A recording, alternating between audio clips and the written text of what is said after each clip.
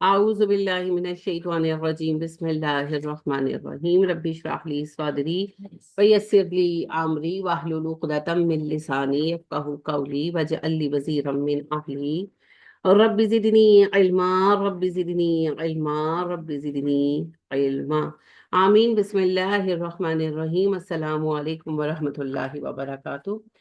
सूरह बकरा है जी, आयत 271 से 281 तक जो टॉपिक है वो हम डिस्कस कर रहे हैं। टॉपिक बेसिकली है सूद। सूद में बुनियादी तौर पर दो किस्में होती हैं सूद की। रिबाल व्यू, रिबाउल नसी। रिबाउल व्यू वही जो मैंने आपको कल बताया, घटिया खजूर आला खजूर एक्सचेंज नहीं होगी, इट इज कॉल्ड रिबाल व्यू। तो बै से है ना, तिजारत को कहते हैं बै, उसकी जमा है बीयू। अच्छा, इससे ये नहीं है कि आप चीजें एक्सचेंज नहीं कर सकते, बार्टर नहीं कर सकते, नहीं कर सकते। सिर्फ ये एक बात मना की गई है कि एक ही किस्म की दो चीजें हो, एक की क्वालिटी अच्छी एक की क्वालिटी कमतर, तो ज्यादा मिकदार करके चीज एक्सचेंज नहीं करेंगे। घटिया किस्म की कमतर किस्म की चीज को बेचकर उसके पैसों से चीज खरीदेंगे ताकि सूद का शुबा भी ना हो। इसे रिबाउल व्यू कहते हैं। दूसरा होता है रिबा नसी, मुद्दत के लिए, एक अरसे के लिए किसी कर्ज पर सूद लेना। अब इसकी मुख्तलिफ शक्लें हैं। बैंक से जो आप पैसे लेते हैं, बैंक का जितना भी सिस्टम है सब सूद है जी। बहुत सारी चीजों को लोगों ने जायज करार दिया हुआ है, लेकिन वो जो जवाज के उनके फतवे हैं वो उनके जवाब दे खुद ही होंगे कयामत के दिन, क्योंकि सब सूद है। सब सूद है। नाम बदल देने से हकीकत नहीं बदल जाती। अब देखें, इसकी जो सबसे ज्यादा अहम किस्म है, बैंक में भी चल रही है और बैंक के बाहर भी चल रही है, किस्तों पर चीजें लेना, जो लोगों को आसानी से समझ नहीं आती। सवाल ये होता है कि लो जी, एक बंदे ने किस्त पर चीज दी और वो रेट बढ़ा रहा है, तो इसमें खराबी क्या है? आखिर वो रिस्क भी तो ले रहा है, वगैरह वगैरह। इस तरह के जवाब पेश किए जाते हैं, उलमा करते हैं वो। अच्छा, सबसे पहली बात तो ये समझ ले, बड़े सगीर में ये चीज आम थी, मुगलों से भी पहले। वो मुहावरा सुना है आपने, नो नकद न तेरा उधार? वो यही था। वॉलेट का नकद 9 रुपए का है, 9 पैसे का है, तो उधार 13 पैसे का। हाँ, ये उनकी सूद की रेशो थी। वहीं से ये मुहावरा बना, नो नकद न तेरा उधार, के नकद पर तुम 9 पैसे का ले लो, ये बेहतर है इससे कि तुम 13 पैसों पर उधार करो। सूद लेते थे। ये उस वक्त भी हिंदुओं का कारोबार था। हाँ, मुगलों ने इसको जायज किया। खैर, मुगलों की तो क्या ही बात है। अब बात यह है कि क्या ये जायज है। अच्छा, इसमें यह भी याद रखें कि फिक्के हनफी वालों ने इसके जवाज के फतवे दिए हुए आपको कसरत से मिलेंगे। वो इसको जायज मानते हैं कि अगर कोई किस्तों पर ज्यादा कीमत पर चीज फरोख्त करता है तो ठीक है, वो कर सकता है। अच्छा, इस्लाम का वैसे उसूल क्या है? इस्लाम का उसूल ये है कि चीज की कीमत एक ही हो। किस्ता ही मसला नहीं है, ये समझ ले। मसला किस्ते नहीं है, किस्तों पर चीज लेना जायज है। मसला कीमत है। जो कीमत नकद चीज की है वही किस्तों पर चीज की हो। ये मोबाइल 10,000 का है नकद, तो किस्तों पर भी ये 10 का ही जाना चाहिए। हाँ, किस्तें कर लो, कोई हर्ज नहीं। 2 कर लो, 3 कर लो, 4 कर लो, तुम्हारा, ठीक है। लेकिन अगर मैं कहती हूं कि ये 10,000 का नकद और 15,000 का किस्तों पर, तो जो 5,000 लिया वो सूद है। अब हनफी फिक वालों के ये फतावा मौजूद है, वो ये कहते हैं कि नहीं, ये जायज है, दो कीमतों की सूरत में भी जायज है। मैं इसको एक्सेप्ट नहीं करती, बहुत सारे उलमा नहीं करते भाई, मालिकी नहीं करते, शाफी नहीं करते, उलमा की अक्सरियत नहीं करती, मैं भी नहीं करती। मैं उलमा में से तो नहीं हूँ, तालिबा हूँ, लेकिन मैं मुझे समझ ही नहीं आती। अच्छा चले मैं आपको समझाती हूँ कंफ्यूजन क्या है। मैं आपके पास आई, अब सा मैंने मोबाइल लेने, मेरे पास पैसे नहीं है, 50,000 का मोबाइल है, मुझे 50,000 दे दो। मैं तुम्हें दे दूंगी 2 महीने में। आप कहती हो ठीक है 50,000 दूंगी, तुम मुझे 55,000 वापस करो। सूद है कि नहीं है? सूद है। मैं चली गई दुकानदार के पास, मैंने कहा भाई मुझे मोबाइल लेना है, लेकिन मेरे पास 50,000 नहीं है, मैं 2-3 महीनों में थोड़े थोड़े करके पे कर सकती हूँ। तो कहता है ठीक है भाजी, 50,000 का मोबाइल है, आप मुझे 70 पे करेंगे, ये सूद नहीं है? कैसे सूद नहीं? यानी ये यही कहते हैं ना कि सूद नहीं है। सेम बात है, सेम बात है, बीच में चीज आ गई तो सूद खत्म हो गया। हर चीज आने से सूद खत्म नहीं होता, चीज ही तो ले रहे हैं। चीज की कीमत एक ही होगी, नकद पर भी उधार पर भी। मसला किस्तों का है ही नहीं। किस्तों पर कर ले, 2 दफा में पेमेंट करते हैं। घरों में हम करते हैं ना, जब घर वगैरह बाय करते हैं तो लाखों में पेमेंट होती है, करोड़ों में सम टाइम होती है। तो हम कहते हैं कि अच्छा हम आपको 4 महीने में पेमेंट कर देंगे। तो क्या हम पेमेंट बढ़ाते हैं?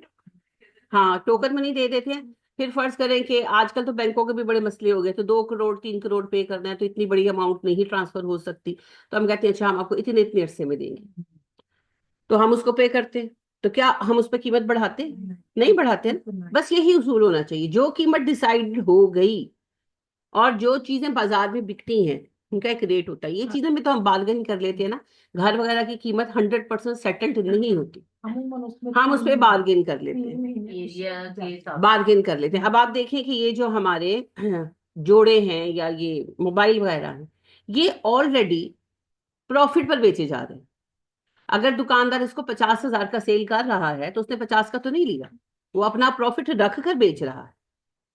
अब जब मैं कहती हूँ मुझे उधार लेना है, तो वो इसके ऊपर एक्स्ट्रा जो पैसे डालता है वो किस मद में डालता है? मजबूरी की मद में। और मैंने पहले दिन जब ये सूद का टॉपिक शुरू हुआ था इस हफ्ते में मंडे को, तो मैंने आपसे ही कहा था कि तिजारत रजामंदी से होती है और सूद है मजबूरी की कीमत। किसी को मजबूरी है, उसने बाय करना है। अब आप कह देंगे अच्छा ठीक है तुम ले लो, मुझे कोई एतराज नहीं है, लेकिन तुम मुझे इस पर इतने इतने एक्स्ट्रा पैसे दोगे। वो एक्स्ट्रा पैसे किस मद में है? वो सूद है। ये लाख दफा आपको फतवे लिख कर दें, मगर उस फतवे की सेंस ही नहीं बनती ना। अगर मैंने आपसे पैसे उधार मांगे कि मुझे मोबाइल, हम एक आम चीज है तो इसकी मिसाल रख लेते हैं कि मैंने मोबाइल लेना है तो मुझे इसके लिए पैसे उधार दे दो, और आप पैसों पर पैसे मांगते हैं कि मैं 50,000 दूंगी वापस मैं 55 लूंगी, तो वो सूद है। और मोबाइल 50,000 का अगला मुझे 70 में 80 में बेच रहा है सिर्फ इस वजह से कि मैं उसे इंस्टॉलमेंट में पे करूंगी, तो वो सूद नहीं है। ये कौन सी लॉजिक है? वो सूद है, सिंपल सूद है। अच्छा, अब हनफी फिक वाले क्या कहते हैं वो भी समझिए। वो कहते हैं कि दो कीमतें लगाना जायज है, वैसे इस्लाम में जायज नहीं है। इस्लाम का उसूल ये है कि जो कीमत नकद की होगी वही कीमत इंस्टॉलमेंट की होगी। और मैंने आपको कहा इसको तमाला कहते हैं, अरबों में आज भी है। वो आज भी किस्तों पर एक पैसा ज्यादा नहीं होते। खराबी उनमें कई आई है लेकिन कुछ चीजों पर वो कायम भी है। उनमें से ये एक चीज है, डायरेक्ट सूद नहीं लेते। उनका मसला ना सूद नहीं है, उनका मसला है पैसे की ज्यादती। पैसा बहुत आया, और उस वक्त आया जब उन्होंने अपने आप को अरब मान लिया था। क्या मतलब है इस बात का? मुसलमान से पहले हम अरब हैं। जैसे मुशर्रफ साहब ने कहा था ना सबसे पहले पाकिस्तान, बाद में मुसलमान। तो वो उन्होंने कहा हम अरब है, ये जितना तेल निकला है जितना पैसा है ये सिर्फ हमारा, बीइंग अ नेशन, मिल्लत का नहीं है। तो वो फिर पैसा चूंकि बहुत ज्यादा था, मिल्लत पर लगता तो और मकासिद हासिल होते। चंद लाख लोगों में रह गया तो फिर हर कोई बहुत अमीर हो गया। तो वो पैसा बहुत आ गया है, उनमें ऐश परस्ती का फसाद आया। हराम आमतौर पर वो लोग नहीं लेते। खैर, तो ये जो फिके हनफी है वो इस पहली बात को तस्लीम करते हैं कि एक चीज की दो कीमतें लगाना जायज है, नकद की और उधार की और। बेसिकली इस्लाम नहीं कहता। चलें 1 मिनट के लिए हम इस बात को छोड़ देते हैं, हम फिके हनफी की बात मान लेते हैं, नकद की कीमत और उधार की कीमत और। लेकिन अब वो भी एक कंडीशन लगाते हैं जिस पर कोई पूरा नहीं उतरता, कि वो कहते हैं फिर जो उधार की कीमत लगाई है ना वही चलेगी। यानी कि आपने ये डिसाइड किया कि आपने जो मोबाइल लिया इसकी कीमत इतनी इतनी है, 70,000 है। पहले साल में इसकी किस्त जो है, अगर आप एक साल में पे करेंगे, इसकी किस्त होगी 15,000 रुपये महीना। और अगर एक साल में आप पूरे नहीं कर पाए पैसे और अगले साल पर चले गए, तो वो 15,000 ही रहनी चाहिए। यानी वो 70,000 आपने कीमत बनाई थी ना, 20,000 सूद मांगा था, वो 20,000 ही रहना चाहिए। लेकिन ऐसा नहीं होता ना। आप दुकानदार से भी किस्तें बनवाते हैं तो एक साल के बाद किस्तों में इजाफा हो जाता है। बैंक से भी पैसे लेते हैं तो किस्तों में इजाफा हो जाता है। लेट पेमेंट की सूरत में अगर किस्त 2 दिन लेट कर दी है तो उसके ऊपर जुर्माना डाला जाता है। बैंक भी डालता है और ये लोग भी डालते हैं। और फिक्के हनफी वाले कहते हैं कि ये सूद है, इस वजह से ये हराम हो जाएगा। समझ आएगी ये बात। फिक्के हनफी वाले कहते हैं कि दो कीमतें रखना जायज है, इस्लाम नहीं कहता, लेकिन थोड़ी देर के लिए हम उनकी बात को मान लेते हैं। वो कहते हैं कि नकद की कीमत और रख ली, उधार की कीमत और रख ली, कोई बात नहीं, ये जायज है। इसलिए जायज है कि ये रजामंदी की ट्रांजैक्शन है। वो बता रहे हैं अपने ग्राहक को कि भाई नकद में ये चीज 50 की है, उधार लोगे तो हम 70 की देंगे। इस कीमत को चूंकि मान रहा है ग्राहक, तो ग्राहक ने अपनी रजामंदी से तय किया ना, इसलिए ये हलाल है। चले, हमने उनकी बात मान ली थोड़ी देर के लिए, कोई इश्यू नहीं है। अब शर्त सुने ना उनकी। वो कहते हैं कि ये फिर 20-20 ही रहेगा। 70 कीमत डिसाइड हुई है ना उधार पर, ये 70 ही रहेगी। लेट होने की सूरत में आप इस पर फाइन नहीं कर सकते, वो सूद हो जाएगा। और अगर एक साल के बाद जो कि किस्त बढ़ जाती है, 500 रुपया, 200 रुपया, 1,000 रुपया, अपना अपना रेशो होता है, वो भी सूद है, वो नहीं होगा। 10 साल बाद भी अगला पैसे पे करेगा तो वो 70 ही पे करे, वरना ये सूद है। तो ऐसा नहीं होता। मुझे कैसे पता है? ये जो मेरा ड्राइवर है कैसर, इसने बैंक से पैसे लिए मुझे नहीं पता था, मेरे पास आया, मुझे कहने लगा कि मुझे ना इतने पैसों की जरूरत है, तो मुझे दे दे, तो मैं आपको 2-3 दिन में देता हूँ, मुझे सैलरी मिलनी है। तो मैंने कहा इतनी क्या तुम्हें जल्दी है, सैलरी मिलनी तो है 2 दिन में। तो कहने लगा कि नहीं नहीं, वो बैंक की किस्त देनी है 10 तक हर हाल में। तो मैंने कहा कि एक दिन बाद दे देना। कहते नहीं नहीं आंटी जी, 1,500 रुपया ना जुर्माना होना, अगर हम 10 तारीख के बाद देते हैं तो 20 तक हमें 1,500 जुर्माना होता है, और अगर 20 से लेट करते हैं तो 2,000 जुर्माना होता है। यही चलता है। अच्छा, फिर एक खातून ने मुझे आकर बात की कि जी इस तरह से ये है कि मुझे ना इतने पैसे चाहिए, थोड़े से ही पैसे थे, 2-3 हज़ार थे। तो मैंने से पूछा किस लिए चाहिए, तो वो कहने लगी कि बस ये मेरे मियाँ ने मुझे तंग किया हुआ है वगैरह वगैरह। तो मुख्तसर ये उसने मुझे ये बताया कि उसके मियाँ ने मोबाइल लिया है किस्तों पर, तो किस्त की डेट जो है वो 15 है, अगर 15 तक नहीं देते तो 500 रुपया फाइन करते हैं। दूसरी बात उसने फिर मैंने उससे जरा पूछा, तो मुझे ये बता रही थी कि यानी कि पहले साल में जो किस्त है वो शायद 2,500 उसकी 2,250 रुपये थी, और अगर एक साल में किस्तें पूरी नहीं होती तो अगले साल में उस पर इजाफा होगा। अब मुझे एग्जैक्टली याद नहीं, पता नहीं 500 कहा उसने कि 1,000 रुपये कहा पर किस्त। तो कहती है हमने 12 किस्तें बनवाई हैं ताकि हमें ज्यादा ना देना पड़े, हम एक साल में पे करें। यानी मैंने इसको कहा ना कि अगर तुम लोग कम अफोर्ड कर सकते हो तो तुम लोग छोटी किस्त बनवा लेते, 1,000 की बनवा लेते। तो कहने लगी नहीं नहीं बाजी, वो फिर ना पैसे बोते लेने थे। मैंने कहा वो किस तरह? तो फिर उसने मुझे ये बात बताई कि अगर 12 महीनों से ऊपर किस्तें जाएं तो इनके साल के बाद वो लोग मार्कअप बढ़ा देते अपना। और अगर आप 12 किस्तें करवाते हैं तो 12 किस्तों में वो मार्कअप कम होता है। तो लिहाजा हनफी फिक के तहत भी क्या हो रहा है? गलत ही हो रहा है। मेरे बेटे ने मुझसे पूछा, गाड़ी लेने लगा हूँ बैंक से, मैंने कहा ना ले, कार लीजिंग तो क्लियर सूद है। तो कहने लगे नहीं, देखिए कितने उलमा कहते हैं कि आप कार लीज कर सकते हैं।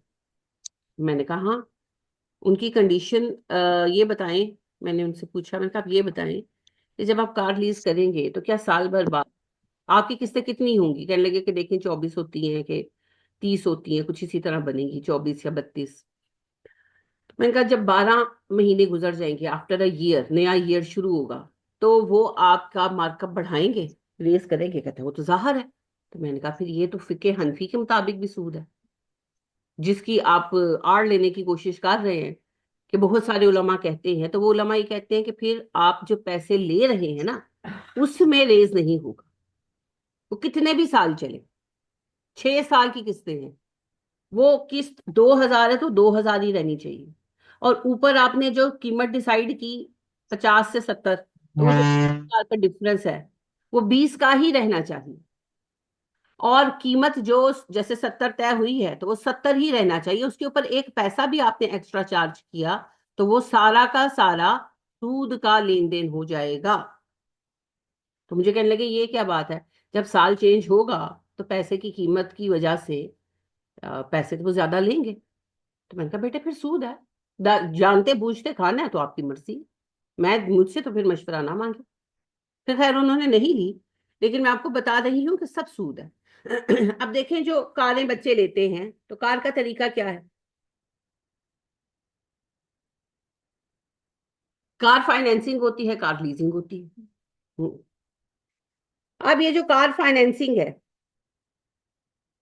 इसका भी यही मसला है। कार फाइनेंसिंग क्या होती है, कार फाइनेंसिंग ये होती है कि भाई मैं डाउन पेमेंट करूंगा, 5 लाख मैं दे रहा हूँ, बाकी आप दे दो, मैं किस्तों में आपको पे कर दूंगा। वो कहते हैं ठीक है। अब उसके ऊपर वो डालते हैं इजाफा, और उस इजाफे में फिर हर साल बढ़ोतरी होती है। वही बात है कि 32 किस्तें हैं या 34 किस्तें हैं, तो आफ्टर अ ईयर वो किस्त को बढ़ा देते हैं। तो लिहाजा हनफी फिक पर ये पूरा नहीं उतरता। सारे आड़ हनफी फिक की लेते हैं ना, तो हनफी फिक पे पूरा नहीं उतरता। अच्छा, फिर आ जाती है कार लीजिंग। कार लीजिंग क्या होती है, कार लीजिंग होती है अजारा। कार फाइनेंसिंग और लीजिंग में क्या फर्क है, कार फाइनेंसिंग होती है मैंने कार खरीद ली तो मुझसे खरीद लो, मैंने खरीदी 50,000 की तो मुझसे लो 70,000 की। अच्छा, ये इनकी क्या है, गुंडागर्दी। आप बाजार से मोबाइल लेकर आए 50,000, घर आके खोला, अब आपने किसी वजह से यूज नहीं करना, खाली खोला, उसमें सिम भी नहीं डाली, देखा और आप वापस ले गए, आपसे 50 पे वापस लेंगे? नहीं लेंगे ना। दुकानदार खुद नहीं लेगा जिससे आप अभी लेकर आए हैं, नहीं लेगा। और अगर आप उसको एज इट इज सेल करने जाएं OLX पे कहीं भी, और आप दिखा दे के देखो मैंने तो इसका अभी जो प्रोटेक्टर भी नहीं लगाया, खाली सिर्फ डब्बा काट के खोला, ये देख लो, नजर आ जाता है, पता लग जाता है, फिर भी कोई 50 पे लेगा आपसे? नहीं लेगा।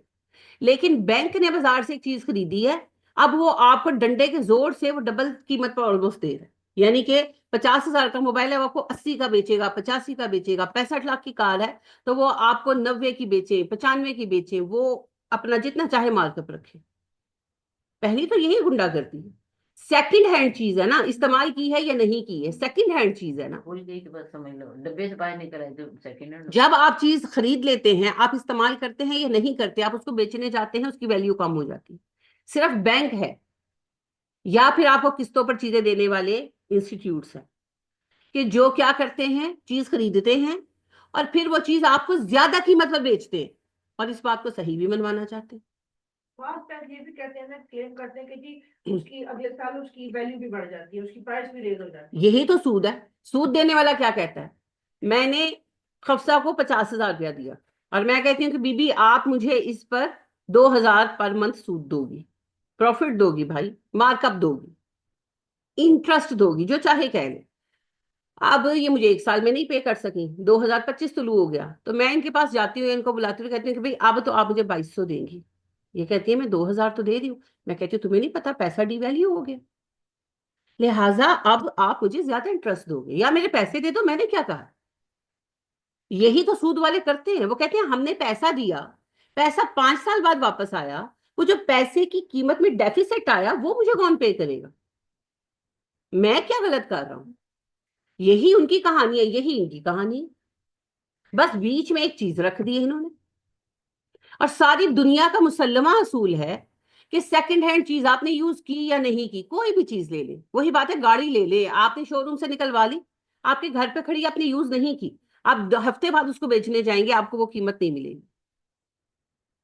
आप लख पिट मरे कि मैंने यूज नहीं की, और नजर आ रहा होता है यूज नहीं की। आप ड्रेस लेकर आए हैं, आप लेकर आए, आपने नहीं पहना, स्टिल आपको वो कीमत नहीं मिलेगी। बड़ा कोई आपका बहन भाई प्यारा होगा तो वो भी मुंह बना के अच्छा चल हूं तू 4 दा ले आई है तो फिर मैंने 35 दा दे, ऐसे ही करेंगे ना। सारी दुनिया यही करती है, सिर्फ एक बैंक वाले और चीजें किस्तों पर देने वाले उल्टे चल रहे हैं कि हमने चीज ली है हम आपको बेचेंगे, ज्यादा कीमत पर बेचेंगे। 50,000 की चीज है, हम आपको 80,000 की बेचेंगे। अब जो होती है ना कार फाइनेंसिंग, उसमें वो कहते हैं हमने खरीद ली, आप हमसे खरीद लें। ठीक है, हम खरीदेंगे 50 की, आपको बेचेंगे हम 90 की। चलिए मान लिया, हो गया। अब वो कहते हैं 90 की बेची, आपके पास पैसे नहीं है, आप हमें किस्तों में पे कर दें। कार आपकी हो गई है, आपके नाम कर दिया, आप हमें किस्तों में पे कर दें। अब वही बात है, किस्तें जितनी बनी हैं, अब 12 किस्तों के बाद उनके ऊपर इजाफा होना है। किस्त लेट होगी, उन्होंने फाइन करना है। हनफी फिक को हम उतार भी ले अलग से कि चलें जी, उधार की कीमत अलग, नकद की कीमत अलग। तो फिर ये जो ऊपर इजाफा आ रहा है वो क्या है? वो तो हनफी भी कहते हैं सूद है। लिहाजा जितना भी घुमाएं, आना तो उसने सूद के ही मद के अंदर। Car financing fail. अच्छा, कार लीजिंग क्या है? कार लीजिंग ये है, जो आपको कहानी सुनाते हैं, हमने कार खरीद ली, लीज का मतलब होता है किराए पे देना। हमने कार खरीद ली, आपको हमने किराए पे दे दी। आपने कार, हम नकद कार है, पहला मसला क्या, वही नकद कार है 65 लाख की, हम आपको देंगे 90 लाख की। पहले तो ये चले, हनफी फिक को हमने अलग से उतार लिया, हमने मान लिया नकद की कीमत अलग, उधार की अलग। अब 90 लाख कीमत तय हो गई, आपने उसमें से 20 लाख पे कर दिया, 70 लाख बच गया। 70 लाख की दोनों किस्तें बना दी। वो कहते हैं नहीं नहीं, हम आपसे इसकी पैसे नहीं ले रहे, हमने आपको दी है किराए पे। यही कहते हैं ना, आप हमें किराया दे रहे हैं। मीजान बैंक वाले यही किस्सा सुनाते हैं, सारे इस्लामी बैंक यही किस्सा सुना रहे हैं। जिस दिन किराया पूरा हो गया, उस दिन गाड़ी आपकी। अच्छा, आप मुझे बताएं, आप एक घर में किराए पे रहते हैं, आप सारी जिंदगी उसका किराया देते हैं, आपका घर होता है? आप रेंटा कार पे गाड़ी लेते हैं और आप उसी गाड़ी को 10 साल यूज करते रहते हैं, रोज उसका रेंट देते हैं। गाड़ी आपकी होगी at the end of the day.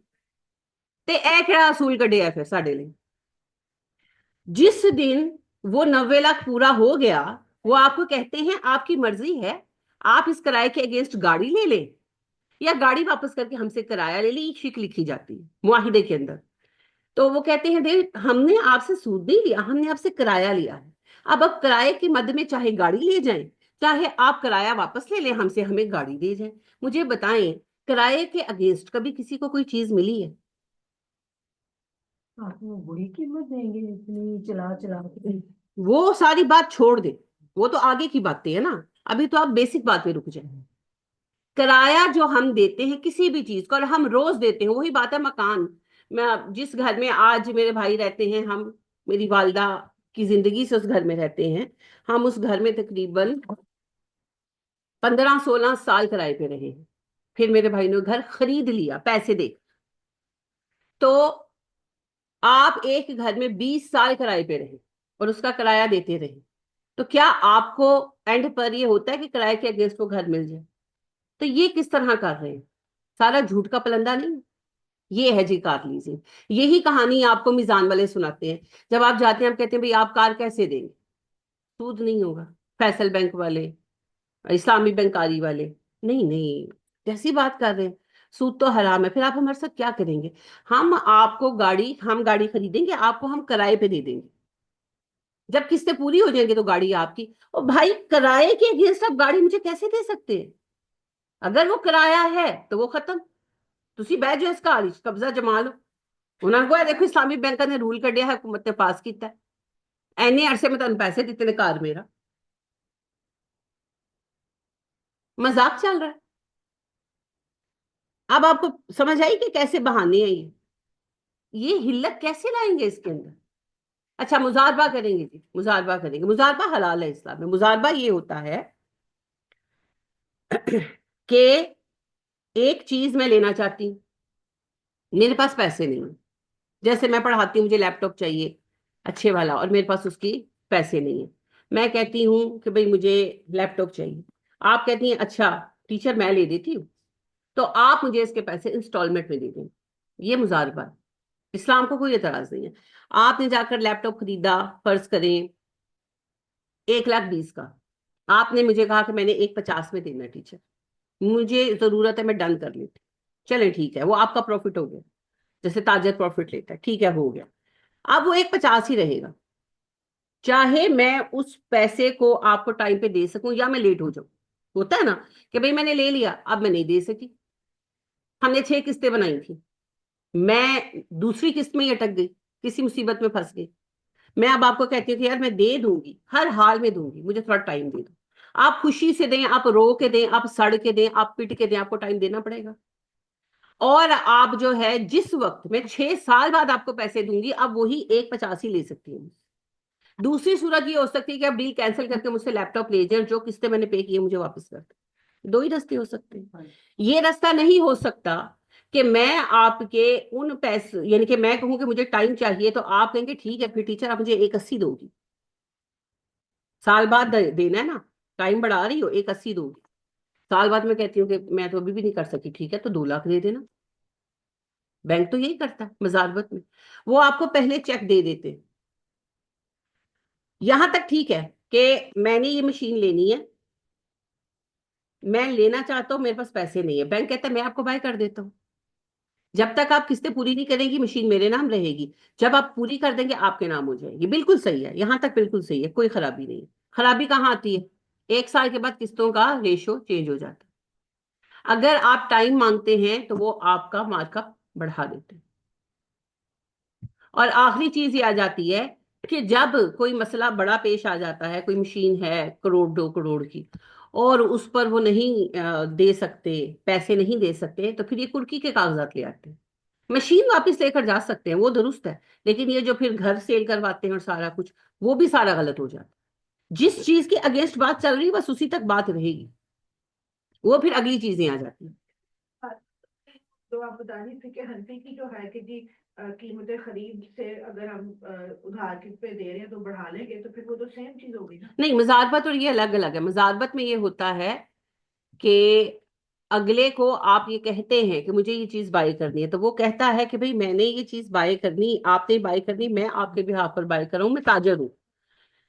फर्ज करें कि मैं डील ही मशीनों में करती हूँ, मेरा बेटा करता है, टूलिंग का काम करता है, तो वो कीमत देता है कि भाई चाइना में मशीन की कीमत इतनी है, उसके आने का किराया इतना लगना है और आप तक पहुंचाने का इतना लगना है, तो ये तो हो गई इसकी कीमत। तो मैं जो वहां से लूंगा रिस्क सारा आप तक पहुंचाऊंगा, तो मेरे ये सारे एफर्ट करने के इतने परसेंट मेरा कमीशन, ठीक है।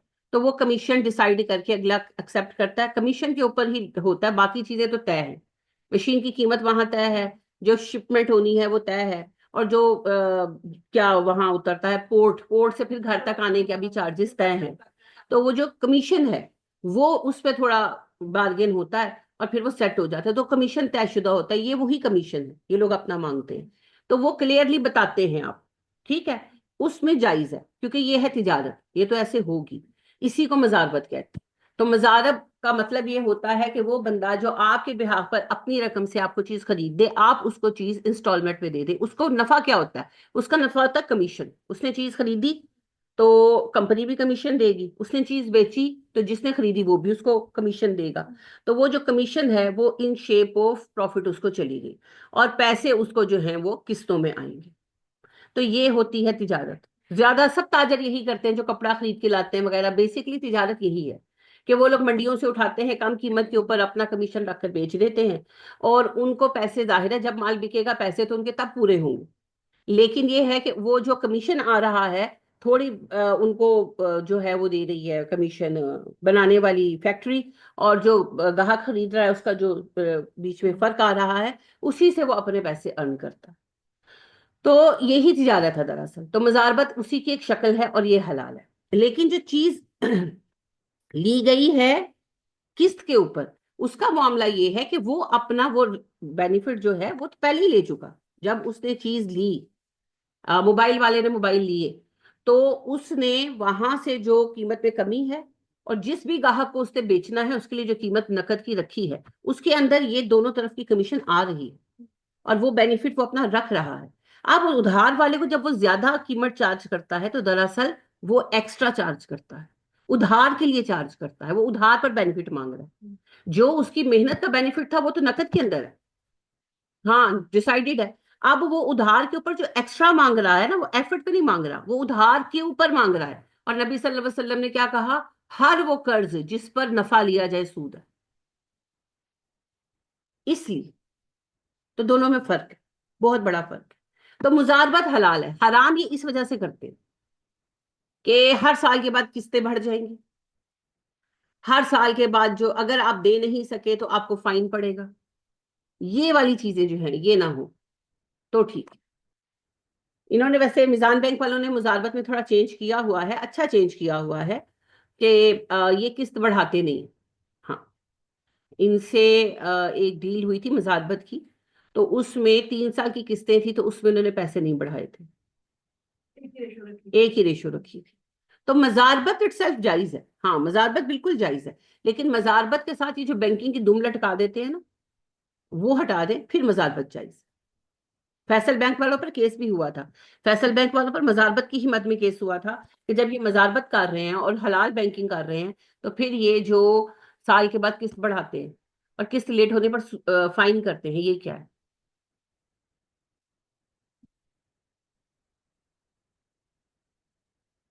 अब आपको समझ आया ये जो है किस्तों पर चीजें, इसको बहुत लोग हलाल कहते हैं जी, बहुत लोग हलाल कहते हैं, लेकिन बहरहाल ये हराम। जी।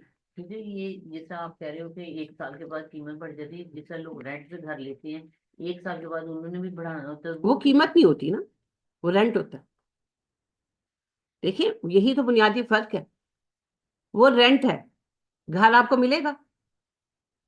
घर आपको जब आप घर छोड़ोगे, हाँ जिस घर जी। में रेंट पर रह रहे हो, आपको मिलेगा? नहीं मिलेगा ना, हाँ वो जी। रेंट है। अगर आपको सूट करता है रहे, नहीं सूट करता छोड़ के चले जाएं। कीमत और रेंट, किराया, फर्क है।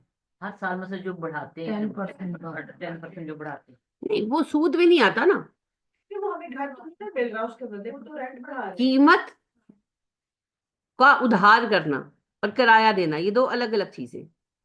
किराया किसी चीज के इस्तेमाल के अगेंस्ट जो पैसे आप पे करते हैं, वो नफा है। अगला आपसे डिमांड करता है, अगर आपको सही लगता है तो आप उस मुनाफे पे उसको, उसकी चीज इस्तेमाल करें, नहीं सही लगता तो छोड़ दें। तो किराया इसमें नहीं आता। हाँ। जी जी। प्रॉपर्टी डीलर का जो कारोबार है। नहीं, वो तो कमीशन है, वो तो उसकी मेहनत है, वो तो हर दूसरा एजेंट ऐसे ही काम करता है।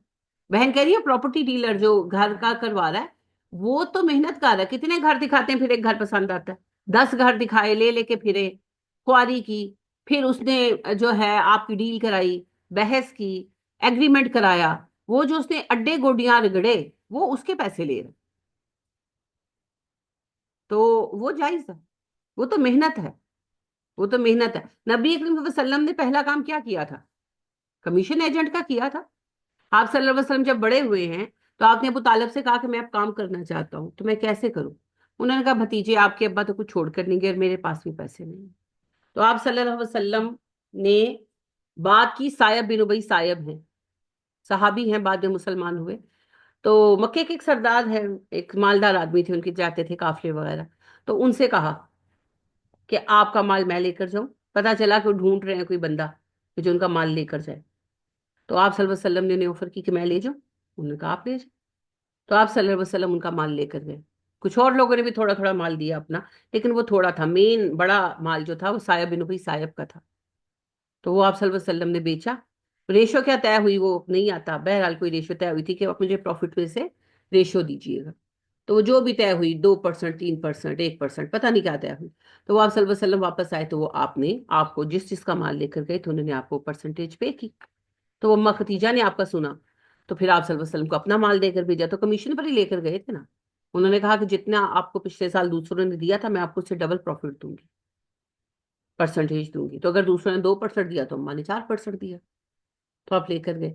तो ये तो काम इसी तरह चलते हैं। इसमें कोई हर्ज नहीं।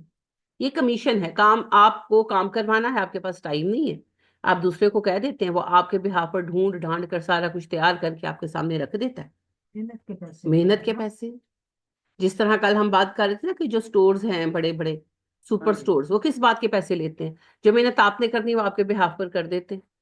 अगर आप मार्केट में आम मार्केट में शॉपिंग करने निकले तो पूरा दिन लगता है। मछली मार्केट अलहदा, गोश्त की मार्केट अलहदा, मुर्गी की मार्केट अलहदा, सब्जी की अलहदा, खुश्क सामान की अलहदा, कोई कपड़ा लेना है तो अलहदा। आप कितना घूमते हैं और पूरा दिन लगाते हैं, बाजू का 2 दिन लगते हैं ग्रोसरी पर। लेकिन वो आपके हिस्से की एफर्ट करते हैं, सारा कुछ लाकर अंडर वन रूफ रखकर, शेल्फों के अंदर सेट करके, सारी वैरायटी रखकर, सब कुछ रखकर आपको फारग कर देते हैं। आप जाते हैं एक जगह से, आप सारा कुछ बाय करते हैं और आप घंटे भर में अपना काम खत्म करके घर आ जाते हैं। तो वो जो आपको फैसिलिटेट कर रहे हैं ना, वो उसी का पैसा ले रहे हैं आपसे। ये जायज है, ये जायज। फलों का आप देख लें, रेडी पर फल लगा हुआ है और दुकान पर फल लगा हुआ है, थोड़ा सा फर्क आता है कीमत में। फैसिलिटी का है, फैसिलिटी का है। वो एक एक फ्रूट की या दो फ्रूट की रेडी है और सारा उसमें आपको चुन कर लेना पड़ेगा। अच्छा बुरा मिला हुआ है, आपके नसीब पर है। दुकानदार ने पहले ही अच्छा छांट कर अलग कर देना है। आप देख लें, सब दुकानदारों का होता है, अच्छा छांट कर अलग किया हुआ है, अच्छा साइज में भी, छोटे सेब अलग किए हुए हैं, बड़े सेब अलग किए हुए हैं, और जो गंदा सेब वगैरह है उसको उन्होंने टोकरे में लैदे डाल के रखा हुआ है। और सब चीजें सब काफी चीजें, चीज। आपको फिरना फिरना नहीं पड़ेगा, हर मौसम का फ्रूट मौजूद है। आप एक ही जगह से सारा फ्रूट बाय कर लेंगे और फिर वो फ्रूट खराब नहीं निकलेगा। ये आप देखते हैं, ये एक्सपीरियंस आपको होता है। तो ये वाली उनकी जो एफर्ट है, ये जो वो आपको फैसिलिटेट करते हैं, उसके अगेंस्ट दे चार्ज यू। तो वो उनका हक मेहनत है, वो दुरुस्त। अब आपको समझ आई इस सारे किस्से कहानी की। तो मेरी प्यारी बहनों, सूद हर शक्ल में हराम है, और ये जो बैंक की जितनी चीजें हैं सब सूद है। ये जितने भी आपको तकाफुल हैं, जो कुछ है, सब सूद है भाई, सब सूद है। क्योंकि एंड पर जाकर सारा कुछ सूद की गोद में गिरता है। वो जैसे बड़े सगीर के जितने दरिया हैं ना, आखिरकार जाकर सिंधु की दरिया की गोद में गिरते हैं, तो सब दरियाए सिंध बन जाते हैं। उसी तरह से जितना बैंक का आपको दिए हुए ऑप्शंस हैं, उनकी जो इनकम वो अर्न करते हैं, वो सूद से करते हैं। नाम बदल दिए बस। जी। मुझे नहीं पता था, आइडिया था, उन्होंने ये कहा था कि इस्लामी है, आप इंश्योरेंस नहीं करवा रहे हैं, की बात है, तो उसमें मैंने करवा दी। 4-5 साल मैंने उसकी पे की है। उसके बाद मैंने थोड़ा, मुझे रियलाइज हुआ कि नहीं ये सही नहीं है, मैंने बंद कर दिया। लेकिन मैंने अभी वहां से अपना रिटर्न रकम नहीं दी है, तो ले ले अब वो आपकी है। हाँ, अपनी रिटर्न रकम ले ले। देखिए पता है क्या है मसला, ये है, कहते यही है कि तकाफुल है जी, तकाफुल है, कफालत से है ना, कि जो है किफालत करेंगे, हम ये करेंगे। मसला फिर वहीं पर आकर रुकता है। हाँ जी, हाँ जी, आप सही कह रही हैं। मैंने शायद कल जिक्र भी किया था कि हमारे अपने जो मैनेजर हैं बैंक के, तो उन्होंने मुझे बहुत ज्यादा जो है वो किया, इंसिस्ट, बहुत बहस की मेरे साथ।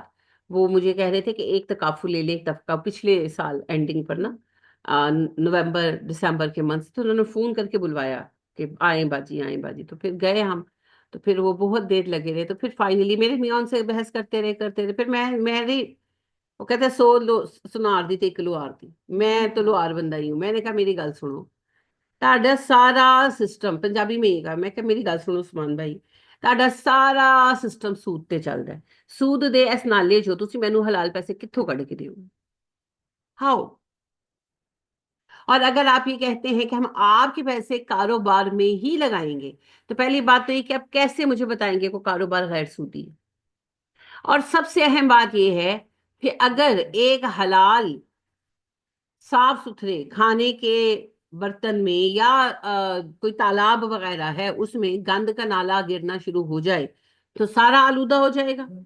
तो जब आप काम कलेक्टिव कर रहे हैं, मिला जुला के कर रहे हैं, उस मिले जुले काम के अंदर जो आपको पैसे आ रहे हैं, सूद के भी आ रहे हैं, हलाल के भी आ रहे हैं, तो वो तो सारा ही मशकूक हो गया ना। तो यही हनफी फिक वाले कहते हैं, यही हनफी फिक वाले कहते हैं कि अगर शराब जमीन पर बह जाए और वहां घास उगे और उस घास को गाय खा ले, तो गाय का दूध हराम है। हाँ, वो ए कर लेंगे। ये कहानी सुन लो उनकी। और ये कीमत नकद की अलग हो, उधार की अलग हो, तो भी जायज है। इधर इतनी एहतियात और इधर तलाश करते वो हैं ड्रामेबाजी है ना। हाँ, वो ड्रामेबाजी है। हाँ मच्छर छानते हैं, ऊँट खाते हैं। क्योंकि आजकल एक नया इन्होंने निकाला ड्रामा कह रहे हैं कि आप अकाउंट खुलवाते हैं लॉस एंड प्रॉफिट पे, वो ये होगा कि आपने अगर 10 लाख रखवाया आपको हर मंथ पैसे आएंगे, जितना नुकसान होगा वो आपके काटेंगे भी। बेटे बात ऐसे नहीं होती, यही तो बचपना है आप लोगों का, सादगी है। पता है मुझे ये बात, मुझे उन्होंने मेरे जो मैनेजर हैं उन्होंने शेयर किया था, मेरे मैनेजर नहीं भाई, बैंक के मैनेजर। तो उन्होंने ये कहा जो आप कह रही हैं कि सिर्फ प्रॉफिट नहीं होगा, लॉस भी होगा। कहाँ लॉस होगा, कहाँ लॉस होगा? मेरे अकाउंट में मुझे यानी कि जो प्रॉफिट है वो फिक्स नहीं देंगे। मैंने उनसे पूछा, मैंने कहा कहाँ लॉस होगा उस्मान भाई? कभी कम कर देंगे। बाजी आपको फिक्स प्रॉफिट नहीं मिलेगा, कभी कम कभी ज्यादा। मैंने कहा वो तो मुझे समझ आ गई, लॉस कितने होएगा? वो तो एक हकीकी कारोबार में लॉस और प्रॉफिट में शेयर करते हैं आप, ड्रामा नहीं करते कि ना तो दिल खुश करन लई 4 महीने वध पैसे दे दो, 2 महीने घट पैसे दे दो, ए खुश रहन, जैसे फिक्स प्रॉफिट नहीं ले रहे। वो एक टर्म बन गई ना कि फिक्स प्रॉफिट लेना हराम है, फिक्स प्रॉफिट आ रहा है तो हराम है। तो अब फिक्स नहीं है कि कम ज्यादा कर रहे, पीछे आप मुझे कम ज्यादा दे रहे हैं, मैं आपके सदके जाऊं, लेकिन जिससे आप ले रहे हैं उससे आप कम ज्यादा कर रहे हैं, उसके नुकसान को आप देख रहे हैं। और उसको जो आपने 50 लाख रुपया देकर 90 लाख उसको चार्ज किया हुआ है, वो 40 लाख का सूद आप उसका रिड्यूस कर रहे हैं। और मसला तो ये है कि आप पैदा सूद कर रहे हैं, ये मसला थोड़ी है कि आप मुझे क्या दे रहे हैं। मसला जनरेशन का है, आप कैसे जनरेट कर रहे हैं, समझ गए हो ना? हराम की कोई औलाद हो अस्तगफिरुल्लाह, उसको आप इमाम काबा बना दें, क्या फर्क पड़ता है? आपने जो पीछे बदफेली की वो तो रहेगी ना अपनी जगह पर। बिल्कुल उसी तरीके से पैसा इट्सेल्फ तो बेचारा कुछ भी नहीं है, आपने उसको सूद के जरिए अगले की जिनके संगी नाउ दे के उसको लिया, वो सूद ही रहना है। मुझे आप चाहे उसको फिर जो है रियालों में कन्वर्ट करा कर दे दे, है ना, पाक करेंसी वो सूद ही रहेगा। How to earn, how to earn it matters. सबसे अहम बात ये, पैसा कहां से आ रहा है। तो मुझे लोग बेचारे, असल में सूद है थोड़ा सा मुश्किल, मैथ है ना, इकोनॉमिक्स है, लोगों को समझ नहीं आती। तो आलिमों ने सादा सा जुमला बोला कि फिक्स प्रॉफिट है ना, ये इस बात का सबूत है कि सूद है। अब लोगों ने जा जाकर कहा फिक्स प्रॉफिट है, हमने नहीं कराना, नहीं कराना। बैंक वालों ने नफ्सियात के साथ खेला, साइकोलॉजी के साथ खेला। उन्होंने कहा नहीं नहीं, आपको ये प्रॉब्लम है, हम आपको लॉस एंड प्रॉफिट अकाउंट दे देते हैं, फिक्स नहीं रहेगी आपकी इनकम। अच्छा वो होर पैड़ा है, यानी कि मेरा पैसा होर खा जाओ। मेरे पैसे से 10 लाख से आप महीने के कमा रहे हैं फर्ज करें 2 लाख, और मुझे आप दे रहे हैं 10,000। एक बात है, आप उस 10,000 में से भी 2 मांग लो, वो आप तुझे सारे पासे सियाने हो, तानू इधरों भी फायदा। प्रॉब्लम यहां पर तो है ही नहीं, प्रॉब्लम तो यहां पर है ही नहीं। अच्छा आप मुझे एक बात बताएं, आपने कारोबार में पैसे लगाए, चलते हुए कारोबार में, आपके भाई का कारोबार है, आप कहते हैं कि भाई मेरे पास 20 लाख रुपए मैं लगाती हूँ। भाई कहता है अच्छा ठीक है, मैं तुम्हें 10,000 महीने के दूंगा, फिक्स है, हलाल है कि नहीं? हलाल है। भाई आपको हर महीने दे रहा है, हलाल है कि नहीं? तो प्रॉफिट फिक्स होने का तो प्रॉब्लम ही नहीं है, क्योंकि वो पता है कि सही जो कारोबार सही है ना, वो कारोबार कर रहा है, कोई भी कारोबार कर रहा है, रेडीमेड कपड़े बेच रहा है, तो वो कहता है कि ठीक है अब बहन मैं तुझे 10,000 रुपये महीने का दूंगा।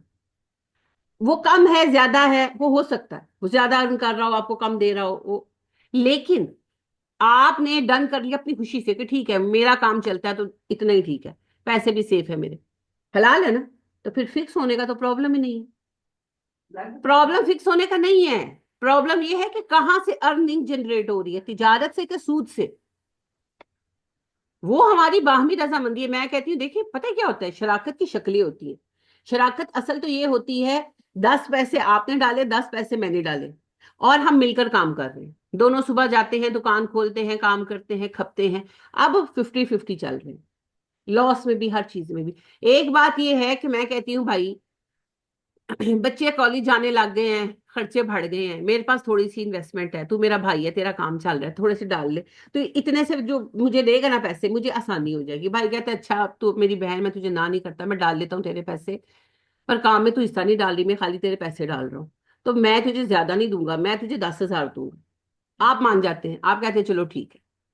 अब ये आप लोगों की मर्जी की डील है, जब आप मांगेंगे आपके पैसे वापस मिल जाएंगे। आप कोई एफर्ट नहीं कर रहे, आप सिर्फ उसके ऊपर थोड़ी सी प्रॉफिट ले रहे हैं। आप कह रहे हैं पैसे पड़े जो रहे, मुझे इनके ऊपर थोड़ी प्रॉफिट आती रहे, मेरा हाथ थोड़ा सूखा हो जाए, खुला हो जाए। आपकी मर्जी की डील है और सोर्स ऑफ इनकम हलाल है, वो पीछे कोई सूद का काम नहीं हो रहा, इसमें कोई खराबी नहीं। हालांकि प्रॉफिट फिक्स है, हालांकि प्रॉफिट फिक्स है, कोई मसला नहीं।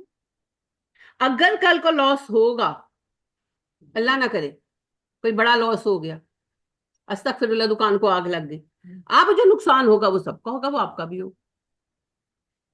और अगर आप, अल्लाह करे सब ठीक चलता है और आप कहते हैं कि भाई अब मैंने बेटी ब्यानी, आप मेरे पैसे दे दो, भाई कहता है ठीक है, वो तुम्हारे पैसे दे देता है, तो कोई हर्ज नहीं है। इसको कहते हैं स्लीपिंग पार्टनरशिप, कि सिर्फ थोड़े से पैसे लगाए, खुद जाके कुछ नहीं कर रहे, कोई हर्ज नहीं है। इस्लाम कहते हैं कोई प्रॉब्लम नहीं, कोई प्रॉब्लम नहीं, क्योंकि सूद पर कुछ भी नहीं हो रहा, रनिंग इनकम चल रही। सूद है कि आप किसी को सूद पर पैसे कर्ज दें, अब चाहे वो मैं दूं या अगला दे।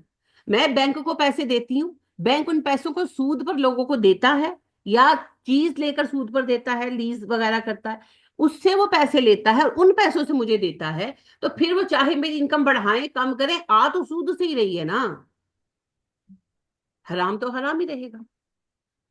ये सारे ड्रामेबाजी। हाँ जी। अगर हम अपना पैसा इस तरह बहन भाई के हाथ कारोबार में लगाते हैं तो वो जायज है, आप अपनी अपनी प्रॉपर शर्तें वो कर सकते हैं डिसाइड। क्योंकि उसमें हम सिर्फ हमने पैसा दिए, एफर्ट नहीं की, एफर्ट नहीं की, वो कर और इस चीज के ऊपर आप लोग एक दूसरे के साथ रजामंद है, रजामंद है कि ठीक है ऐसे हम कर रहे हैं और ये उसका होगा, तो वो हो सकता है। मैंने आपको शायद बताया था, खजाल भाई ने पैसे दिए ना, वो भांजे को दे दिए कि आप अपनी दुकान चला रहे, इसमें लगा लो मेरे इतने पैसे, तो उन्होंने कर दिया मुझे हर महीने इतने फिक्स। तो वो जनाब सारे में दो जी, ये तो सूद खा रहे हैं, ये तो सूद खा रहे फिक्स होने से सूद नहीं होता, ये गलत फहमी है। और उधार पर सूद है, ये उधार दिए, इन्वेस्ट किए, इन्वेस्टमेंट में और उधार में फर्क है कि नहीं है? इसमें उधार मैंने आकर मांगा, नहीं नहीं, उधार और इन्वेस्टमेंट बिल्कुल ही अलग है।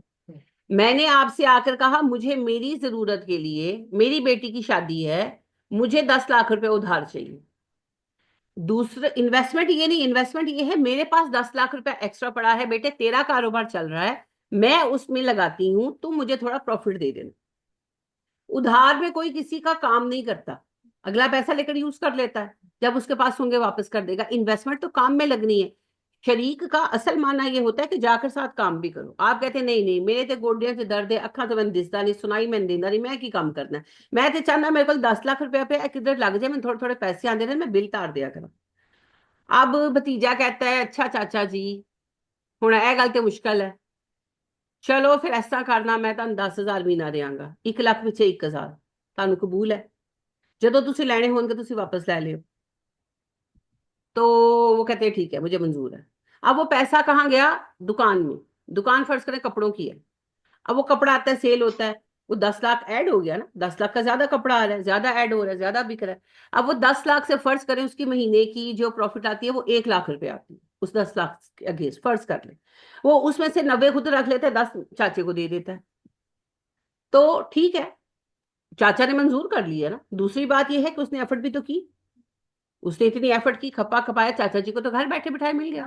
दुकान का किराया, अब उधार में क्या होना है? उधार में तो कुछ नहीं होना, मैंने 10 लाख लिया, बेटी की शादी कर दी, वैसे करनी बिल्कुल नहीं चाहिए 10 लाख उधार लेके शादी, मैं मिसाल के लिए कह रही हूँ। तो वो, या घर घर बना रहे थे, घर पे लगा दिया, इलाज के लिए लिया उस पे लगा दिया, घर बना रहे थे घर पे लगा दिया, अब उसने मुझे कुछ देना नहीं, वो तो लग गया, वो तो खत्म हो गया, it is nowhere any more. मैं नए पैसे अर्न करके वो 10 लाख पे करने वाली हूँ, और वो मैंने मांगे थे आपसे अपनी मुश्किल वक्त की सलूशन के लिए।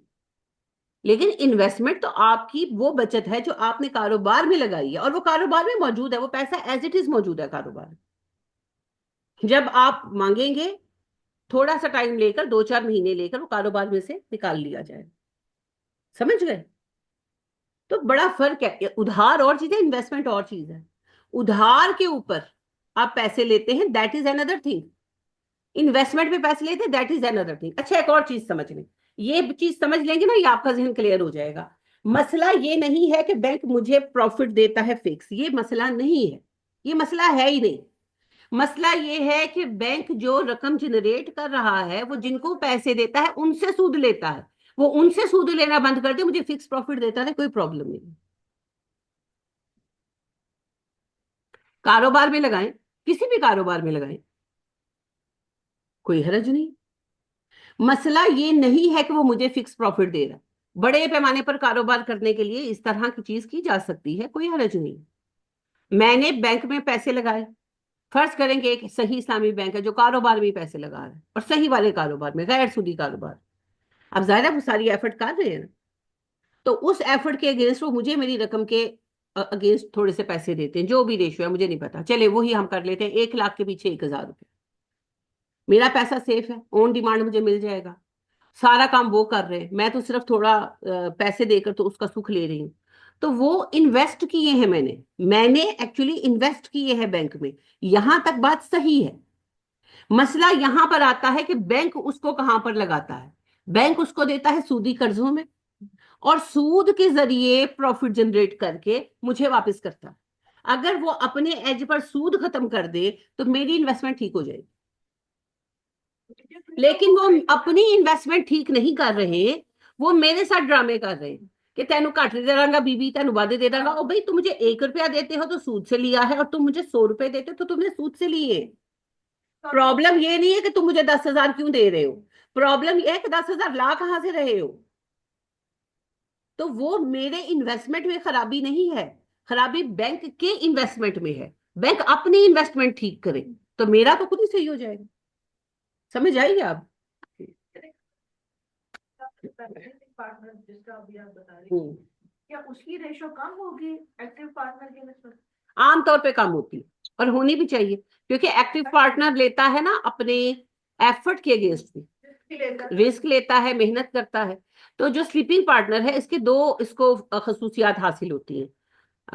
एक जो है वो तो डिपेंड करती है, दूसरी जो है वो लाजम होती है, यानी कि वो एफर्ट तो बिल्कुल भी नहीं डालता ना, वो तो है स्लीपिंग पार्टनर, ये तो उसको लाजमन एज हासिल है। दूसरी जो होती है वो डिफर करती है, इनके बाज लोग कहते हैं कि भाई हमारा नुकसान हो फायदा हो आपके पैसे मिल जाएंगे, और बाज लोग कहते हैं कि भाई अगर नुकसान होगा तो पैसा जितना नुकसान होगा सबका होगा, शेयर होगा नुकसान।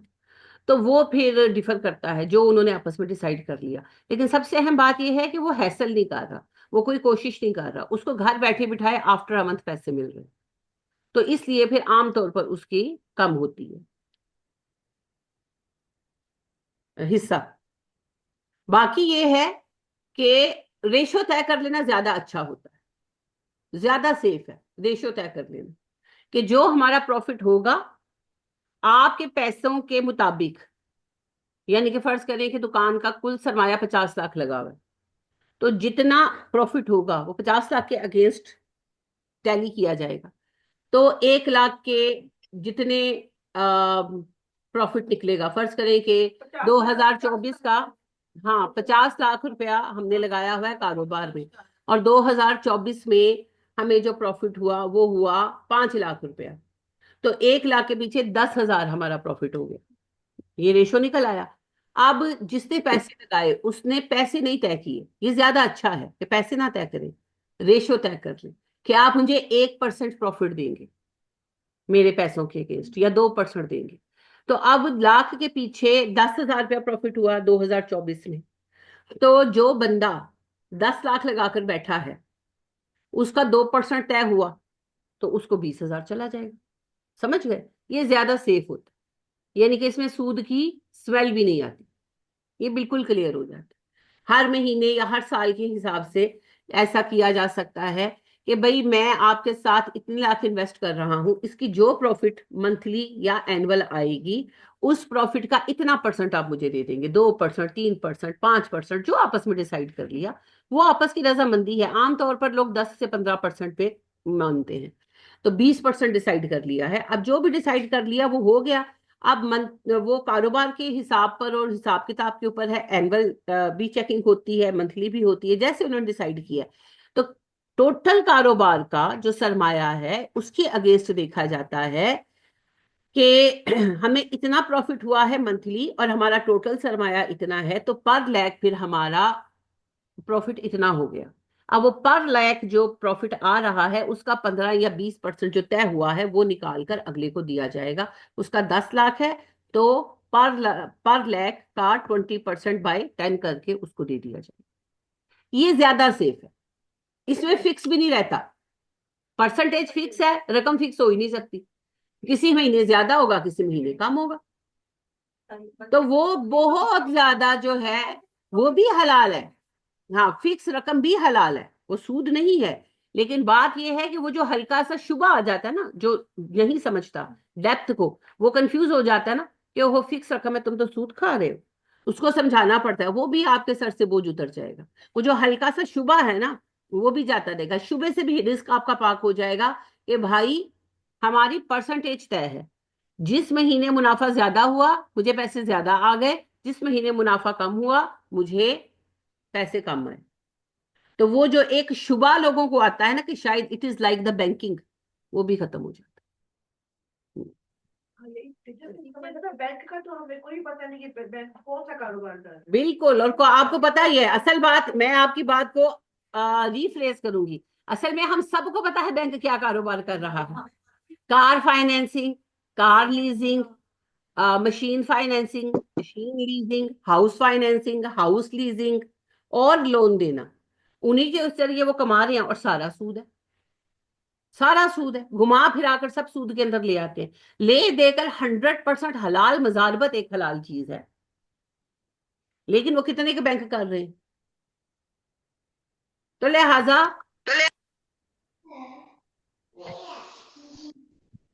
लिहाजा पहले हम महसूस करते हैं। टीचर, बैंक दिन ब दिन इतने आगे तरक्की किए जाता है तो लोग फंसते जाते हैं, यही टीचर मेरे भाई ने ना मुझसे एक बंदा बोले एक वक्त में। जी आप बोलिए। मेरे भाई ने मुझसे 4 साल पहले मुझसे पेमेंट ली थी कारोबार के लिए।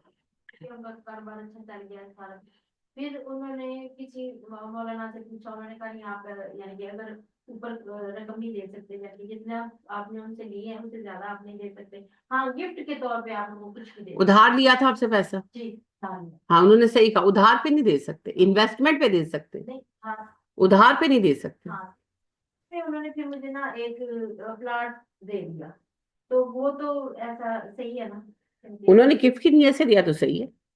हाँ, पूछ के तो दिया, तो मौलाना का गिफ्ट कर सकते हैं, तो उसका मतलब गिफ्ट हाँ, ही दिया उन्होंने ना। कहा था कि आप गिफ्ट के तौर पे कुछ भी कर सकते हैं। देखें, इन्नमल अमालु बिन्नियात। अगर उन्होंने आपको गिफ्ट ही की नीयत से दिया तो हलाल है। अगर उन्होंने किया है कि ए जेड़े में से पैसे इस्तेमाल किए ने उसके अगेंस्ट दे रहे हैं, तो फिर डंडे उन्होंने ही पैने ने।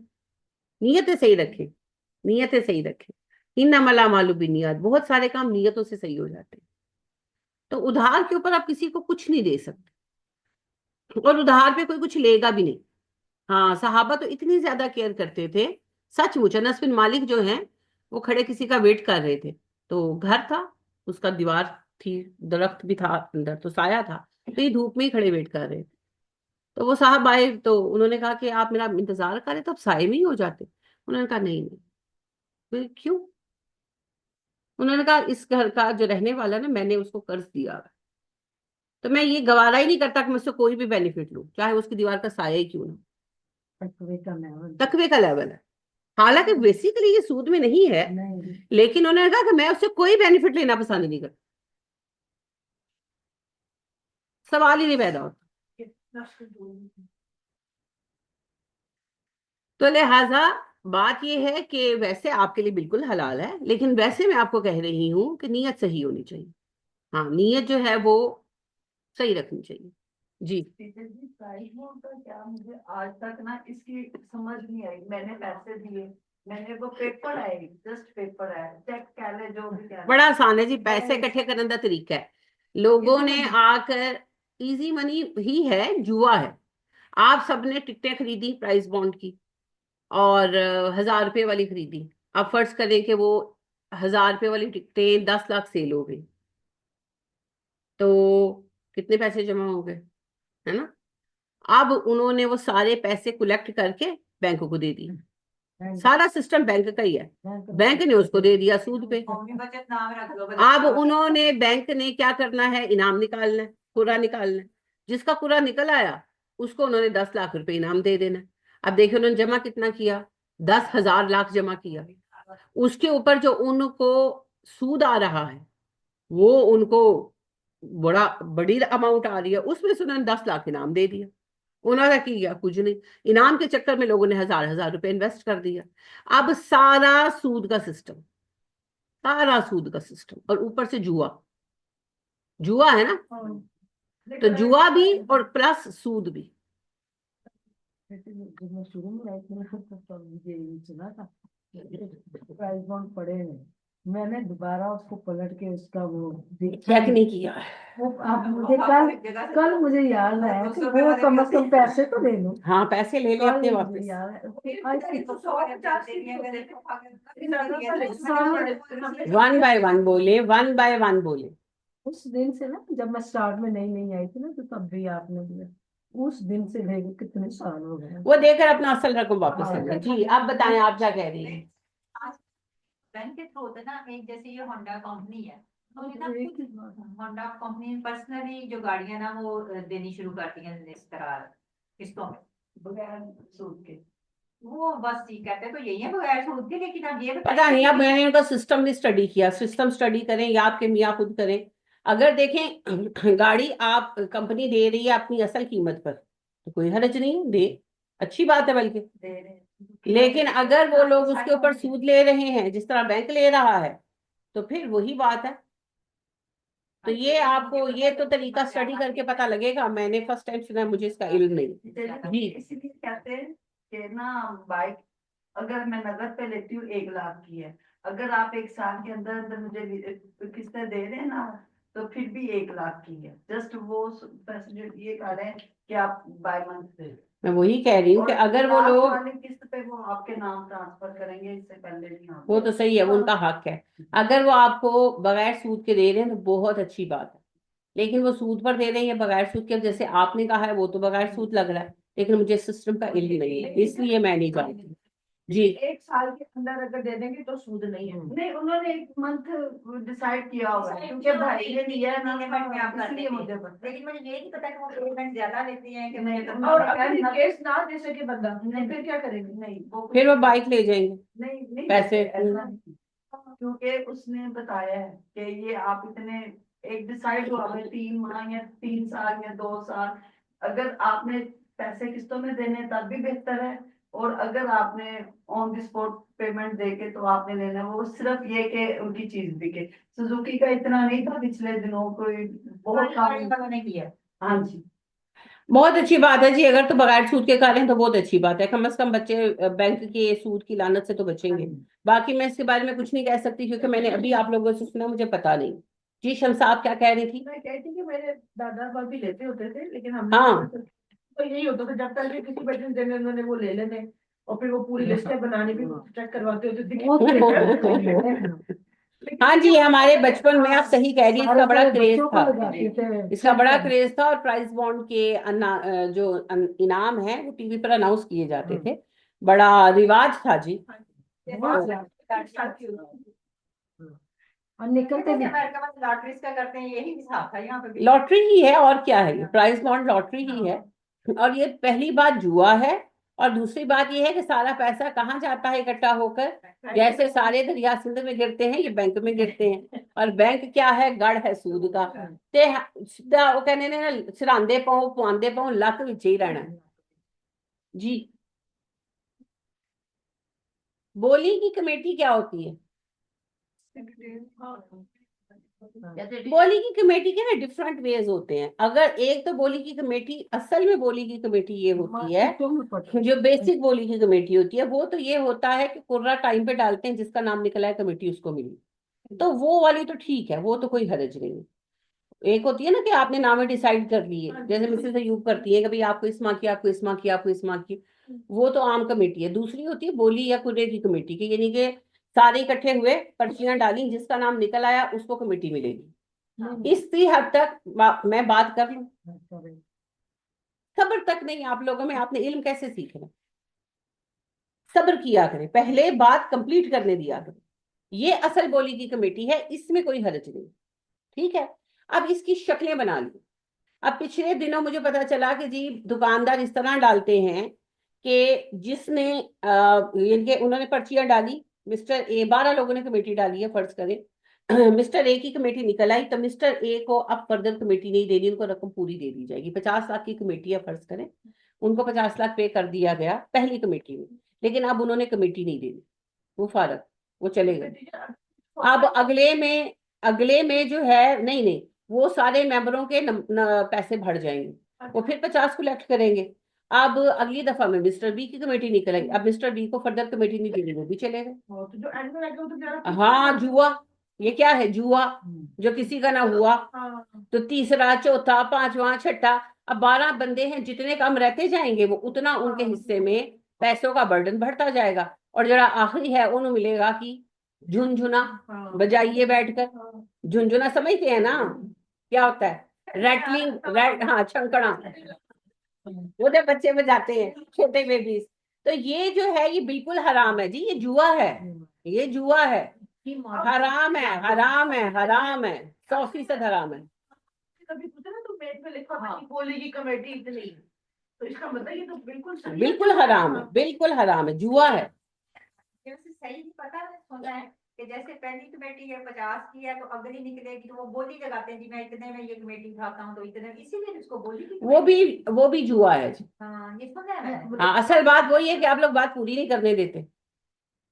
तो मैंने कब कहा कि मैंने आखिरी शक्ल बताई है, मैंने कहा इसकी कई शक्लें हैं। एक शक्ल ये है कि 50 लाख की कमेटी है, मैं इसके 22,000 देकर ले रहा हूं, या मैं इसके 10 लाख देकर ले रहा हूं।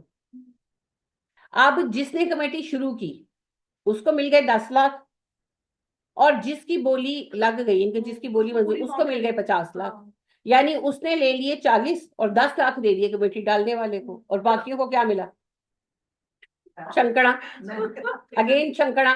अब ये हर दफा की कमेटी में बोली लगती है। अब ये भी जुआ है, ये जुआ है, हाँ, ये भी जुआ है। क्लियर जुआ है, तो ये भी हराम है। इसके सिवा भी शक्लें होंगी भाई, मुझे इतना ही पता। ये मैंने सुना है कि 5-6 तरह की शक्लों से जुआ है ना, जिसने जिस तरह की शक्ल बना ली सो बना ली। जी आपको भी कोई इसमें इल्म है? हाँ जी है। हाँ, ये कमेटी जो बोली वाली होती है ना, ये 50,000 हो गए, ठीक या है, 50 लाख, या 50,000, या ठीक 10 है, बंदियां ने पाई है। ठीक हो गया, और पहली कमेटी ना जो शुरू कर देना बिल्कुल। 1,000 तो, कि 1,000 बोली थी कमेटी, ਉਹਨੂੰ दूसरे ने कहना मैं 2,000 कट, यानी कि 50 तो मैं 1,000 कट लवांगा।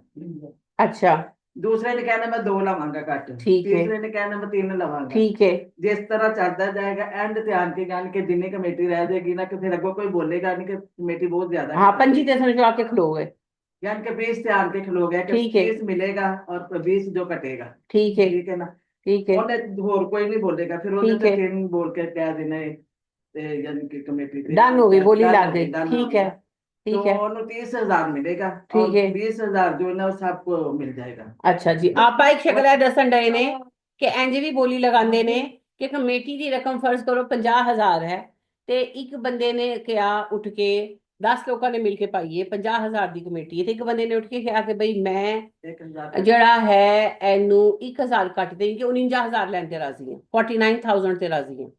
दूजे ने क्या मैं ते 48 ते राजी हाँ, तीजा कहना मैं 47 ते राजी हाँ, गल आके खलो गई 30 ते उन्होंने क्या, अच्छा 31, 32, 33, वो कहने ने कि कोई भी नहीं बोलिया, 30 ते डिसाइड हो गया। हुन जिन्ने क्या सी कि मैं 20,000 ते राजी हाँ, ओनू 20,000 मिल गया, ते जेड़ा 30 है वो बाकियां दे विच तकसीम हो गया। वो जो 20 यानी कि 30 तो मिल गया ना जिन्हें बोलिया, ठीक है ना, बाकी 20 जड़ा है ना वो Members को सब आप ऐ ही कह रही आप नहीं कहा ही कि नहीं। जेड़ा 20 है वो ते ओनू मिल गया जिन्ने बोली लगा ली, और जड़ा बाकी बचिया वो बाकियां दे विच तकसीम हो गया। ऐ भी जुआ है भाई, वो प्रॉफिट का सब जुआ है, सब जुआ है। हाँ, और लॉस का जुआ है और प्रॉफिट का जुआ है, जिस तरह मर्जिया कर लो, जुआ है और जुआ हराम है। बोली कमेटी आनी चाहिए। सारियां ऐसी कई शक्लां ने जी। मैं अगले दिन देख रही सा एक की बड़ी बड़ी जड़ा है ना, आर्टिकल ही देख रही सा ऐसे होते बोली की कमेटी, उसमें वो बता रहे थे कि 7 तरह की शक्लें पाकिस्तान में बोली की कमेटी की राइज है। असी असी खिंच थरू के 3 तक पहुंचे जे हमारे दिन कहाँ रहे सोए हुए हैं और सबको पता है। इतना करते हैं, अगर कभी तो सारे आते हैं ना, उन लोगों आते को हैं, आते बुलाते हैं। हैं, तो वो कहते हैं, वो नहीं कहते कि कमेटी मत नहीं डालो, कहते ना, मुंह बंद करके बैठे हुए हैं, क्योंकि इनसे उनको फंड जाते हैं। और ये जो बोली की कमेटी है ये करोड़ों की पड़ती है, ये करोड़ों की पड़ती है। तो जिसको फायदा होता है उसको करोड़ों का होता है, और जिसको नुकसान होता है उसको करोड़ों का होता है। अस्तगफिरुल्लाह, मगर ये सारा का सारा जुआ है। और इसकी 7 शक्लें जी राइज हैं, मैंने पढ़ा है आर्टिकल में। और वो एक साहब हैं, बड़ा अच्छा, सलीमुर रहमान उनका नाम है, यंग आदमी है। तो वो सूद पर बड़ा उन्होंने लिखा है। तो वो लिख रहे थे, उन्होंने ये नहीं कि जाकर सर्वे किया, खुद लोगों से मिलकर अपने अदाद शुमार जमा करके। तो वो कहने लगे कि कराची, लाहौर, सियालकोट वगैरह कि इन, ये कारोबारी तिजारती शहर है ना, तो इन बड़े शहरों में जो मेरी रिसर्चर्स के मुताबिक बोली की कमेटी की 7 शक्लें राइज हैं, और 7 ही सूद पर मबनी है। तो जिनमें से हमने 3 डिस्कस की हैं, इसी तरह थोड़े थोड़े फर्क से किया होगा। असल बात यह है, जुआ खेलते हैं, सीधी जी गल है जी। जुआ खेलते ने, जिन्हों लग गए पैसे मिल गए, जिन्हों नहीं मिले थे नहीं मिले, है सारा जुआ। बड़ा बड़ा जालिम मर्दों में है, औरतों में किसी में इतना हौसला नहीं होगा कि वो इतने पैसे छोड़े, या लेने में तो और कहेगी कि मुझे दे दो, मुझे दे दो, छोड़ने में कोई औरत पता है क्या बात है बच्चे, मेरे प्यारे बच्चे, सिर्फ आपका जुमला सही करूंगी, ये हौसला नहीं है, ये हौसला नहीं है, ये बददिमागी जो है ना, ये मर्दों में है। सारी उम्र से जुआरी दुनिया में मर्द ही रहे हैं, औरतों में तो कोई एक आध जुआरी निकला है तो निकला है। लिहाजा नबी सल्लल्लाहु अलैहि वसल्लम के वक्त में भी जुआ बंदे ही बैठ के खेलते थे, औरतें नहीं खेलती थी। आपकी बात मैं समझ रही हूँ, मैं सिर्फ आपका जुमला सही कर रही हूँ। ए हौसला नहीं गा, ए नशा है, ए नशा है। कदी ते मेरा लगेगा ना नंबर, कदी ते मेरा नंबर, हर जुआरी दे इको ही ख्वाब है, किसी दिन ते मेरा नंबर लगेगा। और सबसे बड़ी बात यह है कि अल्लाह सुब्हाना व तआला के मद्दे मुकाबिल जब कोई खड़ा होता है तो वो हौसलामंद नहीं, सरकश होता है। मेरे प्यारे बच्चों, ये छोटी छोटी चीजें समझिए। हौसला तो वो है कि सारी दुनिया के अगेंस्ट खड़े होकर कहना ला इलाहा इल्लल्लाह। हाँ, हौसला तो नबी सल्लल्लाहु अलैहि वसल्लम ने दिखाया जब आप सफा पे खड़े हुए। और उस हौसले की क्या मिसाल पेश की जाए कि सारी दुनिया में एक मुहिद नहीं था जब नबी सल्लल्लाहु अलैहि वसल्लम ने सफा पर खड़े होकर कहा, लोगों, अगर तुम कहो ला इलाहा इल्लल्लाह तो अल्लाह तुम्हें अरबो अजम का हाकिम बना देगा। ये हौसला है। और जो आपके सामने अकड़ कर खड़े होकर कहा, अबू लहब ने, अबू जहल ने, कि मोहम्मद तुम्हें क्या लगता है सल्लल्लाहु अलैहि वसल्लम, तुम मदीने चले गए हो तो तुम बच गए हो, मदीना दूरी कितना, 500 मील, आ रहे हम तुम्हारे पीछे। ये हौसला नहीं, ये सरकशी है। तो ये सरकशी हाँ मर्दों में ज्यादा है, मर्द ज्यादा सरकश होते हैं। उसकी एक से ज्यादा वजूहात हैं। एक तो वो अपने मामलों में आजाद होते हैं, दीन से भी दूर होते हैं, बाजारों में वक्त ज्यादा गुजरता है जहां शैतान का असर ज्यादा होता है। नबी सल्लल्लाहु अलैहि वसल्लम ने कहा ना, बदतरीन जगह बाजार है, क्योंकि ये शैतानों की रज़्मगाह है। तो शैतानों के साथ उनका वक्त नेचुरली ज्यादा गुजरता है, खराबी के मौके ज्यादा होते हैं, उनके पास रिसोर्सेज भी होते हैं। जुआ भी खेलने के लिए पैसा तो चाहिए। अब औरतों के पास, बेचारियों के पास कितना पैसा निकल आना है। अल्लाह रहम फरमाए, पर अगर आप बोली की कमेटी डालें तो आप कितने पैसे निकाल सकती हैं? 50,000 बड़ी तोप चला लेंगी तो, इससे ज्यादा क्या निकालेंगी? लेकिन मर्दों के पास पैसे होते हैं कि जुआ खेलना है तो लुटाने के लिए पैसा तो चाहिए। तो बस अल्लाह हिदायत दे, अल्लाह हिदायत दे। जुआ है जी, सारा जुआ है, बंदों के पास ज्यादातर पूछ नहीं सकता, पूछ नहीं सकता। सकता। हाँ, तेनों के आप सही कह रहे हैं, तैनू की का बहुत सही कहा, लेकिन गल ਇੱਥੇ आके मुकदी है। अल्लाह पाक ने जो कह पूछेंगे ना कि हाँ भाई हुण दस ए पैसा कितने लगाया सी, उदों नहीं जवाब बनना ना तैनू की, क्योंकि अल्लाह ने तो पूछना है। नबी सल्लल्लाहु अलैहि वसल्लम ने कहा कोई 2 बातों का, यानी कि 4 आपने सवाल बताए, उनमें से 2 मैं इस वक्त कर रही हूँ, कि जवाब दिए बगैर कोई जन्नत में नहीं जाएगा। और उनमें से एक अहम सवाल क्या है, पैसा कमाया कहाँ, लगाया कहाँ। ते सानू ते भाई है जे तो छुट्टी ਅਸੀਂ ਤੇ यहाँ हाउस वाइफ्स थोड़ा बहुता ਜਿਹੜਾ ਕੰਮ ਕੀਤਾ ਵੀ ਹੈ ਤੇ ਅੱਲਾ जी बड़ी मेहनत ਨਾਲ ट्यूशना पढ़ा के कमाया और घर ਦੀ ग्रोसरी ਤੇ ਲਗਾਇਆ ਸਿੱਧਾ ਹਿਸਾਬ ਹੈ ਸਿੱਧਾ ਹਿਸਾਬ ਹੈ ਲਿਹਾਜ਼ਾ ਹੱਥ ਝਾੜ ਕੇ ਵੇਲੇ ਇਹ ਹਿਸਾਬ ਦੇਣਾ ਪਏਗਾ ਸਾਡੇ ਹਜ਼ਰਾਤ ਨੂੰ बाप भाई शोहर और बेटे तो लिहाजा नसीहत जरूर करते रहे नसीहत जरूर करते रहे कहां से कमाया कहां से लगाया जब तक हिसाब नहीं दोगे जन्नत में नहीं जाओगे आप सोचिए एक दफा हर कोई बैठकर सोचे कि मैंने जो आज तक कमाया है मैं अल्लाह को हिसाब दे सकता हूं बस ये बड़ी अच्छी बात है ये खुद बैठकर सोचे तो औलादे कहती है ना एक नेक्स्ट स्टेज पर आकर कहती हैं तुसी ते बेवकूफ हो तन ते पैसा कमाना नहीं आया सुन ले कोई बात नहीं कहने दे उनको क्योंकि हिसाब औलादों ने नहीं देना ना हिसाब तो हमने देना है तो बस उतना कमाएं जितना आप हलाल जरिए से कमा सकते वही फिर आखिरी यही कि इस हालात में एक मुसलमान क्या करे ये मौजूद पीर को डिस्कस होगा आज इतना टाइम नहीं लिहाजा मुसलमान सबसे पहले सब्र करें जो आपको बड़ा मुश्किल लगता है लिहाजा मुसलमान सबसे पहले क्लास में बैठकर सब्र करना सीखे सब्र क्या है सब्र है जब आप लाल बत्ती पर बैठे हो ड्राइविंग सीट पर तो हॉर्न ना बजाएं क्योंकि अगला उड़ के नहीं जा सकता सब्र ये है कि जब उस्ताद कुछ इरशाद फरमा रहा हो तो उसकी बात पूरी तो होने दो बोल के लेन दो ਜਦੋਂ ਉਹ चुप कर जाए फिर तुसी सवाल करे हो तो ये सब चीजें आती हैं सब्र में खैर सब्र ये है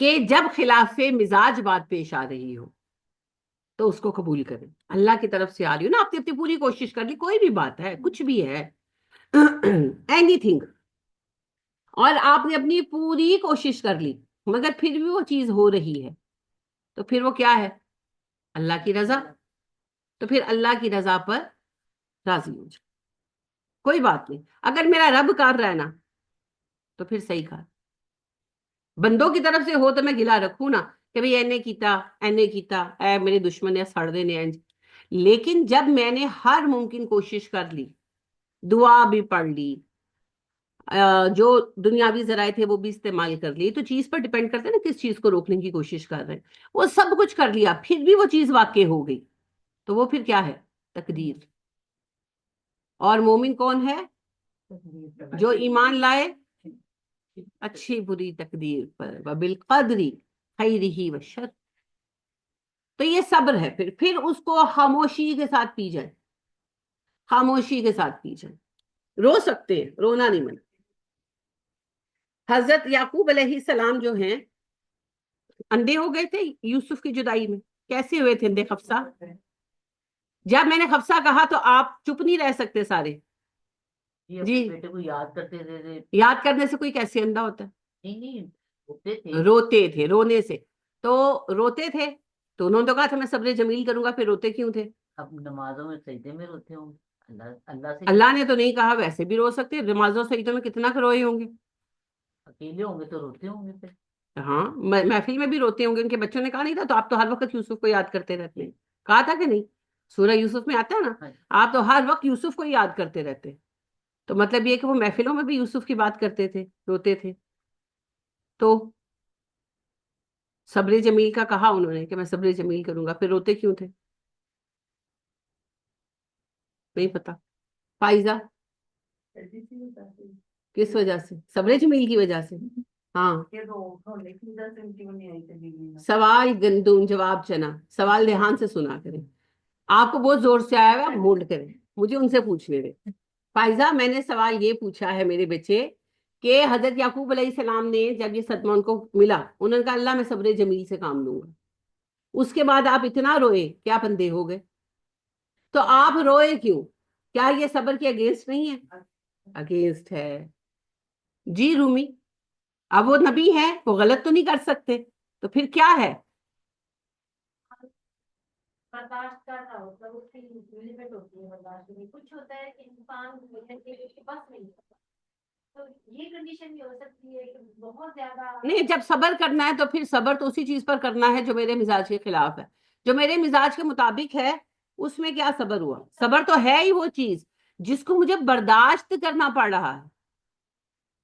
हाँ, तो जब सब्र जमील का दावा किया या वादा किया अल्लाह पाक से, तो फिर हद तो कोई भी नहीं है। अल्लाह ने तो खुद कहा है, वस्बिर हत्ता यातिया कल यकीन, मरते वक्त तक सब्र करना होगा है नबी सल्लल्लाहु अलैहि वसल्लम। तो ये नहीं, कोई कोई इसमें लॉजिक नहीं है। ये वो लॉजिक है जो ਜਿਹੜੀਆਂ ਨੋਆਂ ਦੇਂਦੀਆਂ ਨਾ, ਅੱਜ तो क्यों सस ਦੇ ਨਾਲ ਜ਼ੁਬਾਨ ਲੜਾਈ। ਸਬਰ ਦੀ ਵੀ ਕੋਈ ਹੱਦ ਹੁੰਦੀ ਹੈ? नहीं, सबर की कोई हद नहीं होती। सबर बेहद बे इंतहा होता है। जी आप बताएं जो आपको बड़े जोर से आ रहा है। जी। सीधी सी बात है, औलाद की मोहब्बत सीने में अल्लाह ताला ने मोहब्बत रखी हुई है औलाद की, तो औलाद मोहब्बत की वजह से रोते थे। और दूसरा बच्चों बहुत दूर की कोड़ी लाई हैं आप, हैं अंधे को अंधेरे में बहुत दूर की सूझी। और भैया मोहब्बत तो थी, हाँ, लेकिन उन्होंने कहा था मैं सब्र जमील करूंगा, तो फिर रोए क्यों? सब्र जमील का माना क्या है? क्या रोना सब्र जमील के मनाफी है या नहीं? औलाद की मोहब्बत तो डेफिनेट है, ये कोई बताने की बात ही नहीं। मोहब्बत से तो मसला बना था, यूसुफ से ज्यादा प्यार करते थे तभी तो भाइयों ने कुएं में फेंका था। वो तो बड़ी ऑब्वियस बात कर दी आपने। जी कहिए। बात नबी करीम सल्लल्लाहु अलैहि वसल्लम से ने कही थी कि अल्लाह की आंखों पर इख्तियार नहीं है, लेकिन जुबान से कुछ नहीं कहेंगे। जी। दिल की कैफियत है ना, इंसान है, हम लोग तकलीफ होती है, फील करते हैं, खुशी गमी, तो वो उसका रिएक्शन में आंसू निकलते हैं। लेकिन अल्लाह से हम इख्तलाफ नहीं कर सकते, सरकशी नहीं कर सकते, ये नहीं कह सकते कि जी मैं ही रह गई थी या मेरे ही काम ऐसे हो रहे हैं, उसके तो ऐसे नहीं हो रहे। मेरा ये था। जी नसरीन फरमाइए।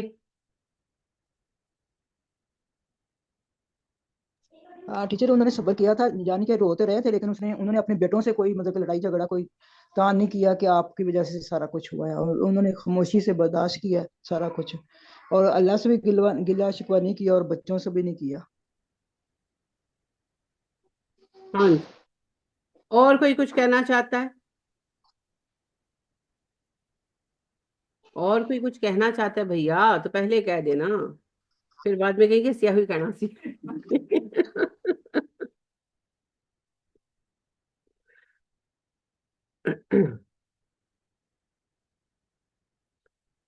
सही बात की ये नाहिद ने भी, आपने भी, शमसा और नसरी ने भी एक ही बात की। दिलचस्प बात यह है, बात भी एक ही की। तो बहरहाल सही कहा आपने, आपकी बात लॉजिकली सही है, लॉजिकली सही है, वाकई औलाद की मोहब्बत है। लेकिन ये तो कोई बात नहीं ना। बस सवाल मेरा क्या था? सवाल ये था कि उन्होंने सब्र जमील का कहा और फिर वो रोते थे, तो क्या ये दुरुस्त था? आप लोगों ने जवाब तीनों ने सही दिया, मगर आपका जवाब टू द पॉइंट नहीं था। हाँ सही था, रोना आंसू बहाना सब्र के खिलाफ नहीं है। वावेला करना, रोना पिटना डालना, वो सब्र के खिलाफ। रोना तो अल्लाह ने एक वेल्व रखा है हमारे अंदर। जब हम रो लेते हैं, आंसू बहा लेते हैं, तो वो सदमा हमारे लिए काबिल बर्दाश्त हो जाता है। वो तकलीफ हमारे लिए सहने के काबिल हम हो जाते हैं। तो रोना जो है वो एक रिलीफ वेल्व है। लिहाजा जब परेशानी हो और रोना है तो रो लेना चाहिए। अफराद के सामने ना रोना बहुत अच्छा है, लेकिन एट टाइम्स किसी वक्त इंसान कमजोर पड़ भी जाता है, तो कोई हरज नहीं है। बस वही, ये जैसे शमसा ने कहा कि मेरा ही पुत्र रह गया सी मेरे तो दूर करन लई, जो तो पता सी अल्लाह मैनू ऐ प्यार है, ते क्यों मेरे को दूर किया। अस्तगफिरुल्लाह। इनकी इस तरह की बातें, इस तरह के एक्शंस, खाना नहीं खाना मैं लै जाओ, हुण ते मैं बस हंसना नहीं, हुण ते मैनू कोई हंस के तेरी आवाज ना सुनाई देवे मैनू, मैं परेशान हाँ, ये वाले बिहेवियर्स नहीं होने चाहिए। बाकी जाहिर है गम दिल को लगा है तो रोएंगे तो सही, है ना। वो गालिब कहता है, दिल ही तो है ना संगो खिश्त, दर्द से भर ना आए क्यों, रोएंगे हम हजार बार कोई हमें सताए क्यों। वो कहते मेरा दिल है, कोई पत्थर का टुकड़ा नहीं है, ईंट नहीं है। जब मुझे तकलीफ होगी मैं तो रोऊंगा। तो रोना जो है ये फितरी अमल, ये फितरी अमल है, ये हमारी टेंशन को रिलीज कर देता है। लिहाजा आप देखें कि बाज लोग करते हैं ना ज्यादा ओवर एक्ट कहना चाहिए, कि कोई फोत हो गया, कुछ हो गया, तो नहीं नहीं मैं नहीं रोना, मैंने कोई रोना नहीं आ रहा। फिर 2 दिन बाद ना उनको डिप्रेशन का अटैक आता है। फिर वो खड़े खड़े गिरते हैं। फिर उनको ले जाकर दौड़ना पड़ता है, फिर सारा खानदान सराहने बैठा होता है कि उन्हें तो वो बेहतर है कि जब सब रो रहे हैं आप भी रो रहे। किसको रुलाओगे फिर ठीक। हाँ, वो फिल्मों में तो चुपेड़े पड़ती होती थी। रो, एक थप्पड़, दूसरा थप्पड़, तीसरा थप्पड़, अस्तगफिरुल्लाह। लेकिन ये वाकई हकीकत है कि रही रोएंगे तो फिर आपको आएगा पैनिक अटैक। ये रियलिटी है। पैनिक अटैक आएगा, बेहोश हो जाएंगे, फिर वो आपको दवाइयां देंगे, फिर आप महीना 1.5 महीना का साइकिल काट के ठीक होंगे। दोस्तों चंगा है, रो लो बैठ के, अल्लाह ने मना नहीं किया। रोना आपको रिलैक्स कर देता है, पर रोना पाना नहीं। हाँ रो लें, पर रोना पाना नहीं बैठे। हाँ, बस इंशाल्लाह रोना खिलाफे सब्र नहीं है। जिस चीज की आपको तकलीफ ही नहीं हो रही उस पर सब्र किस बात का। तो सब्र जो है जाहिर है उसी चीज पर होता है जो हमें चुभ रही होती है। तो उस चुभन पर मुख्तलिफ मरहले आते हैं। कभी इंसान सह जाता है, कभी इंसान रो पड़ता है, नमाजों में रोए, दुआओं में रोए, कभी अपने किसी बड़े करीबी से बात करते भी इंसान रो पड़ता है। तो ये खिलाफे सब्र नहीं। बाकी बिल्कुल जी, औलाद की मोहब्बत बहुत बड़ी हकीकत है। लिहाजा मैं पहले भी अर्ज कर चुकी हूं, अभी भी कर रही हूं कि वक्त के साथ चीजें बहुत सारी आपको समझ आती हैं। यूसुफ तो अंधे नहीं हुए, याकूब नाबीना हो गए। तो ये फर्क है जी औलाद की और माँ बाप की मोहब्बत में, बहुत फर्क है, बहुत फर्क है। तो इसका कोई इलाज नहीं है, दोनों ही चीजों का कोई इलाज नहीं, क्योंकि ये दोनों ही चीजें बकाए इंसानी के लिए जरूरी हैं। अगर माँ बाप की मोहब्बत इतनी शदीद ना हो तो औलाद को पाल ना सके, और अगर औलाद अपने माँ बाप को छोड़कर आगे ना बढ़ सके तो जिंदगी ना चले। तो दोनों ही चीजें अपनी अपनी जगह पर जरूरी है। तो बस इम्तिहान है, दुनिया में तो इम्तिहान ही है, आखिरत में दायमी साथ होगा। अल्लाह पाक आसानी के मामले फरमाए जी। चलें आज बात यहाँ खत्म करते हैं। जो मौजू ये है कि आम मुसलमान क्या करें। तो जैसा कि मैंने कहा आज सब्र करें, मंडे को बात करेंगे। हाँ,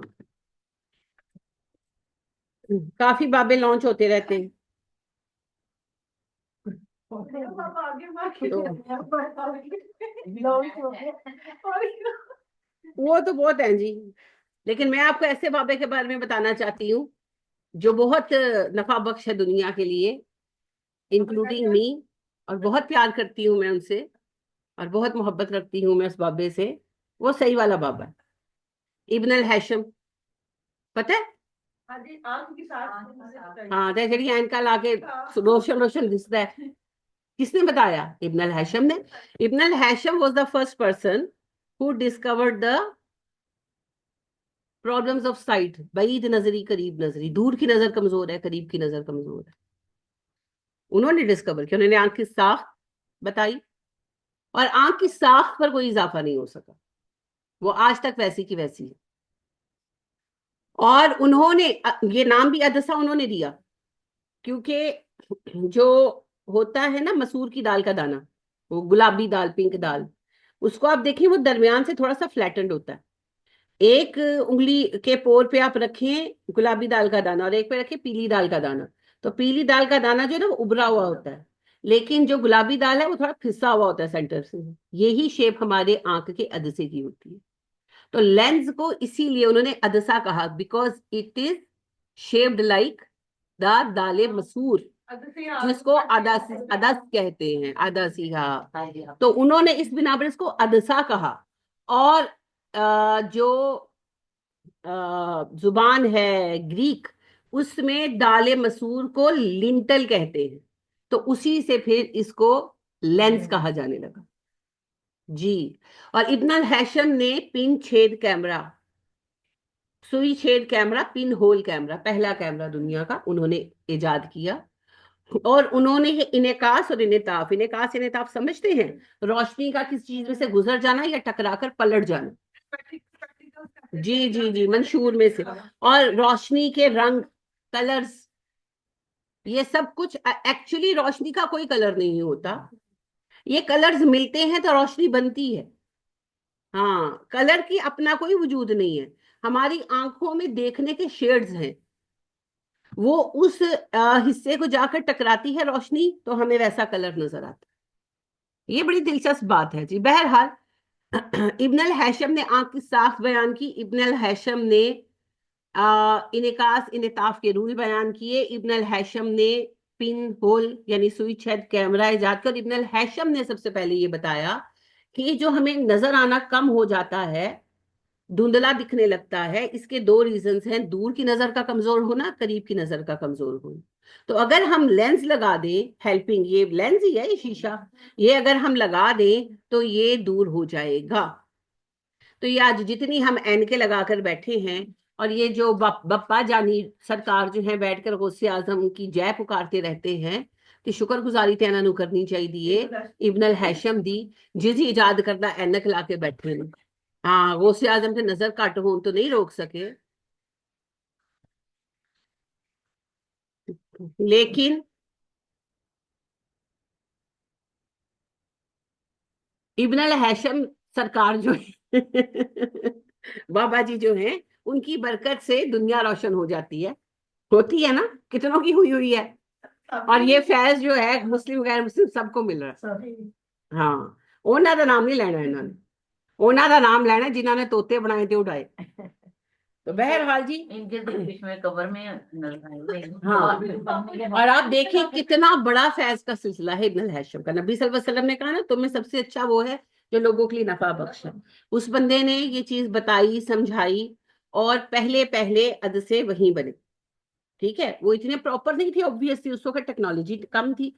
तो बात ये है कि आज तक दुनिया उससे नफा ले रही है, कितने लोगों की जिंदगी सचमुच रोशन हुई है। हाँ, ऐना दे बाबे ते झूठी मूठी रोशन कर देने ना। यानी मैंने बहुत तकलीफ उठाई, मेरी आंख का कुछ प्रॉब्लम है, तो मैं अपने डॉक्टर से मिली जाकर, अच्छा यह भी मुझे पता चला कि डॉक्टर डॉक्टर होता है, ऑप्टिशियन ऑप्टिशियन होता है। यानी कि जैसे आप डॉक्टर को कहे ना मुझे टीका लगा दो, तो डॉक्टर से नहीं लगता, वो स्टाफ ही लगा सकता। इसी तरह डॉक्टर साहब ने बजाते खुद, अल्लाह उनको जजाए खैर दे, खुद मेरे साथ बाहर आए, अपने ऑप्टिशियन को हटाया, खुद मेरी नजर चेक की और मुझे कहा आपको ऐनक नहीं लग सकती, आप ऐसे ही मैनेज करें। मैंने कहा अच्छा ठीक है, ओके, कोई बात नहीं। तो मैंने 2 साल बड़ी तकलीफ में गुजारी, मुझे सही नजर ही नहीं आता था। तो बस मैं अल्लाह से दुआ करती रहती थी कि अल्लाह मुझे बस मोहताजी से बचाना, मैं पढ़ने से महरूम ना हूँ। तो एक बटन भी लगाना होता था तो मैं किसी ना किसी को पकड़ाती थी कि भाई जरा प्लीज लगा दो, मुझे वो छेद ही नजर नहीं आते थे। और उन्होंने कह दिया बहुत अच्छे बड़े डॉक्टर हैं, तो उन्होंने कहा नहीं लगनी है। मैं जो घर वालों से दोबारा डिस्कस हो गए, आपको पता तो है कुछ नहीं हो सकता। तो बस बाय चांस ही मैं अपनी किसी दोस्त के साथ गई थी, नजर उनकी चेक होनी थी, तो वो चेक कर रहा था ऑप्टिशियन, तो मुझे उसका अच्छा लगा कि बड़ा अच्छा ऑप्टिशियन है, तो मैंने कहा मेरी भी नजर चेक कर दो। तो वैसे मैंने कहा मुझे डॉक्टर ने कहा आपको नजर की ऐनक लग नहीं सकती, लेकिन चलो मैंने कहा ऐसी चेक कराती हूँ आपसे। तो उन्होंने मुझे कहा कि नहीं नहीं बाजी, ऐसे ऐसे है, तो आपकी करीब की नजर कमजोर है, दूर की ठीक है, आप नजर की ऐनक लगवाएं, ठीक हो जाएगा। मैंने सोचा, फिर मैं कहा चल 2000 का खर्चा ही है ना, लेट्स ट्राई। तो वो ऐनक बनकर आई तो चीजें ठीक हो गई। हाँ, दुनिया रोशन हो गई, दुनिया रोशन हो गई। रोशन हो जाती है। तो मुझे 2 बातें पता चली। पहली गल है डॉक्टर ਨੂੰ डॉक्टर का काम करना चाहिए, ऑप्टिशियन ਨੂੰ ऑप्टिशियन का काम करना चाहिए, जिसका काम उसी को साजे, हर कोई अपना काम बेहतर जानता है। दूसरी बात ये कि मुझे रियलाइज हुआ, सचमुच पता होना और बात है और तजर्बा होना और बात है, कि कितना बड़ा मसला है जो इस एक ऐनक से हल हो जाता है। तो सदियों से, कितनी सदियों से, 905 ईस्वी में पैदा हुए हैं इब्न अल हैशम। हाँ, ईस्वी सॉरी, हिजरी का है मैंने, सॉरी 965 ईस्वी में पैदा हुए हैं और 1039 ईस्वी में उन्होंने वफात पाई है। तो 2024 च तुसी बैठे जे, अभी तक फायदा उनका। हाँ, 1000 साल समझ रहे गुजर गया। नाम के अंदर दिखा रहे हैं। तो उनका ये जो इजाद करदा तरीका है नजर का, उसको बेहतर किया गया डेफिनेटली, लेकिन बेसिक तो वही है ना। तो कितना अजर उस बंदे को होगा, जहां जहां जो जो बच्चा ऐनक लगाता है, खुश होता है। जहां जहां जो जो इंसान, अच्छा, अधसे के धुंधलेपन, यानी ये जो ये हो जाता है मोतिया, हाँ ये भी उन्होंने बयान किया। अलबत्ता इसका इलाज नहीं बयान कर पाए, यानी इलाज वैसे उन्होंने बयान किया कि अदसा चेंज किया जाए, पर उस वक्त अदसा चेंज करना पॉसिबल नहीं था। वो फिर बाद में हुआ, पर ग्राउंड्स तो रखी ना उन्होंने। तो जहां जहां जो जो बंदा ऐनक इस्तेमाल कर रहा है, और कभी रेशो निकाल कर देखे दुनिया में कितने लोग ऐनक इस्तेमाल कर रहे हैं और उनको कितनी आसानी मिल रही है, ते ए बाबे है जे जेड़े सचमुच लोगों के मुश्किल कुशा बने अल्लाह के हुक्म के नाल। और इनके आप देखिएगा अकाउंट कितने बड़े होने हैं कयामत के दिन। तो ए है ने बाबे जिन्होंने काम किया, बाकी ते गल्लां करा लो। इनके ये खुद भी लगाते हैं। हाँ जी। हाँ, ऐनका आप लगानी है और गुन गाने ने गौसे आजम के। असल गौस का वाकया बताऊं, नबी करीम सल्लल्लाहु अलैहि वसल्लम के एक सहाबी हैं, इस वक्त नाम मेरे जहन में नहीं है, तो वो सफर पर थे और कूफा के करीब वो एक इलाके से गुजरे, जंगल था, तो वहां पर डाकू थे 3-4, तो वो लोगों को लूटते और मार देते। तो वो कभी पकड़े नहीं गए, कोई बचता ही नहीं था कि उनको आइडेंटिफाई कर सके। तो उन्होंने इनको पकड़ लिया और इनको लूटा, माल छीन लिया। तो उन्होंने कहा माल तो तुमने ले लिया, मुझे जाने दो। तो कहने लगे नहीं, आज तक हमने किसी को जिंदा नहीं छोड़ा, तभी तो हम बचे हुए हैं, जिंदा हम तुम्हें भी नहीं छोड़ेंगे। आखिरी ख्वाहिश बताओ। उन्होंने कहा मुझे नमाज पढ़ लेने दो। तो ठीक है, पढ़ लो। तो उन्होंने 2 रकत नमाज पढ़ी, हाजत की, और सजदे में दुआ मांगी, या मुगीसु आगिसनी, ए मदद करने वाले मेरी मदद कर। तो जीता में भी आता यही लग जाएगा कि ये जो आप लोग बोला आ, होगा, मेरे जहन में नहीं है, लेकिन बहरहाल ये कोई आयत नहीं, कुछ नहीं, तो अल्लाह के नाम से दुआ है। अल्लाह ने कहा ना कि अल्लाह के नामों से अल्लाह को पुकारो, तो मुगीस अल्लाह का नाम है, मदद करने वाला। तो उन्होंने कहा या मुगीसु अगीसनी, ऐ मदद करने वाले मेरी मदद फरमा। तो यानी कि उन्होंने, वो तो नमाज पढ़े थे, जब उन्होंने सलाम फेरा तो वो बंदे मरे हुए थे। तो वो जब वापिस आए, उन्होंने नबी करीम सल्लल्लाहु अलैहि वसल्लम को ये बात बयान की। शाम में थे या कूफा में थे, कुछ ऐसी अरब से बाहर थे, सफर पर थे। अब मुझे काफी अरसा हो गया पढ़े हुए, मैं आपको नाम भी बता दूंगी कभी। तो बहरहाल वो आए, तो जब सारी बात बयान की, तो आप सल्लल्लाहु अलैहि वसल्लम ने उनसे कहा कि वो चौथे आसमान का फरिश्ता था जिसे अल्लाह ने तुम्हारी मदद के लिए भेजा, और उसने आकर उनको मार दिया। हाँ, उनके बाकायदा शायरक काट दिए थे और वो मर गए। तो ये है जी असल गौस। हाँ, अब बात यह है कि मुगीस का मतलब है मदद करने वाला, गौस का क्या मतलब है? मददगार। बड़ा मददगार। आजम जो कहते हैं। और उसके साथ आ गया आजम। हाँ, तो वो मुगीस से भी ऊपर है, फिर भी इनको बचाने नहीं आते, है ना। हाँ, तो अल्लाह से मदद मांगे हर हाल में, वो मदद करने वाला है। बाकी इल्म को उसने जरिया बनाया है, उलमा ने अपने इल्म से जो काम किया लोगों के काम आ रहा है, बहुत सारे काम हैं, और उनमें इब्न अल हैशम का काम भी शामिल है। हैट्स ऑफ टू हिम भाई, अल्लाह उनके दर्जात बुलंद करे। और काम उन्होंने वो किया कि क्या मुसलमान तो क्या गैर मुस्लिम, सब उससे फैज याब हो रहे हैं, सब नफा उठा रहे हैं। और दुनिया की आधी रोशनी जो है ना इंसानों की, वो इब्न अल हैशम की दरियाफ्त के मरहूने मिन्नत है। तो इसका अजर तो अल्लाह उनको देंगे, बहुत अल्लाह उनको बरकत दे, और हर उस बंदे को जिसने इस फील्ड में काम किया हो मुसलमानों में से, और जो आज गैर मुस्लिम है अल्लाह ने इस्लाम की तौफीक दे। तो बहरहाल जी, ये हैं बाबे रेल वाले। और जेड़े बाबे जी ने लोटे च बिजली बंद की है, मैनू मत्थे किधरे लगन, ते मैं पूछा कि एडी तुहाडे कोल बिजली है तो पाकिस्तानियों ਨੂੰ ही दे दो, एडी बखालत। ਐਨੀ ਬਿਜਲੀ ਤੁਸੀਂ ਲੋਟੇ 'ਚ ਜੋ ਰੱਖ ਕੇ ਬੈਠੇ ਹੋ, पाकिस्तान ਦੇ ਘਰ ही रोशन कर दो, फजूल बातें। जी फरमाइए।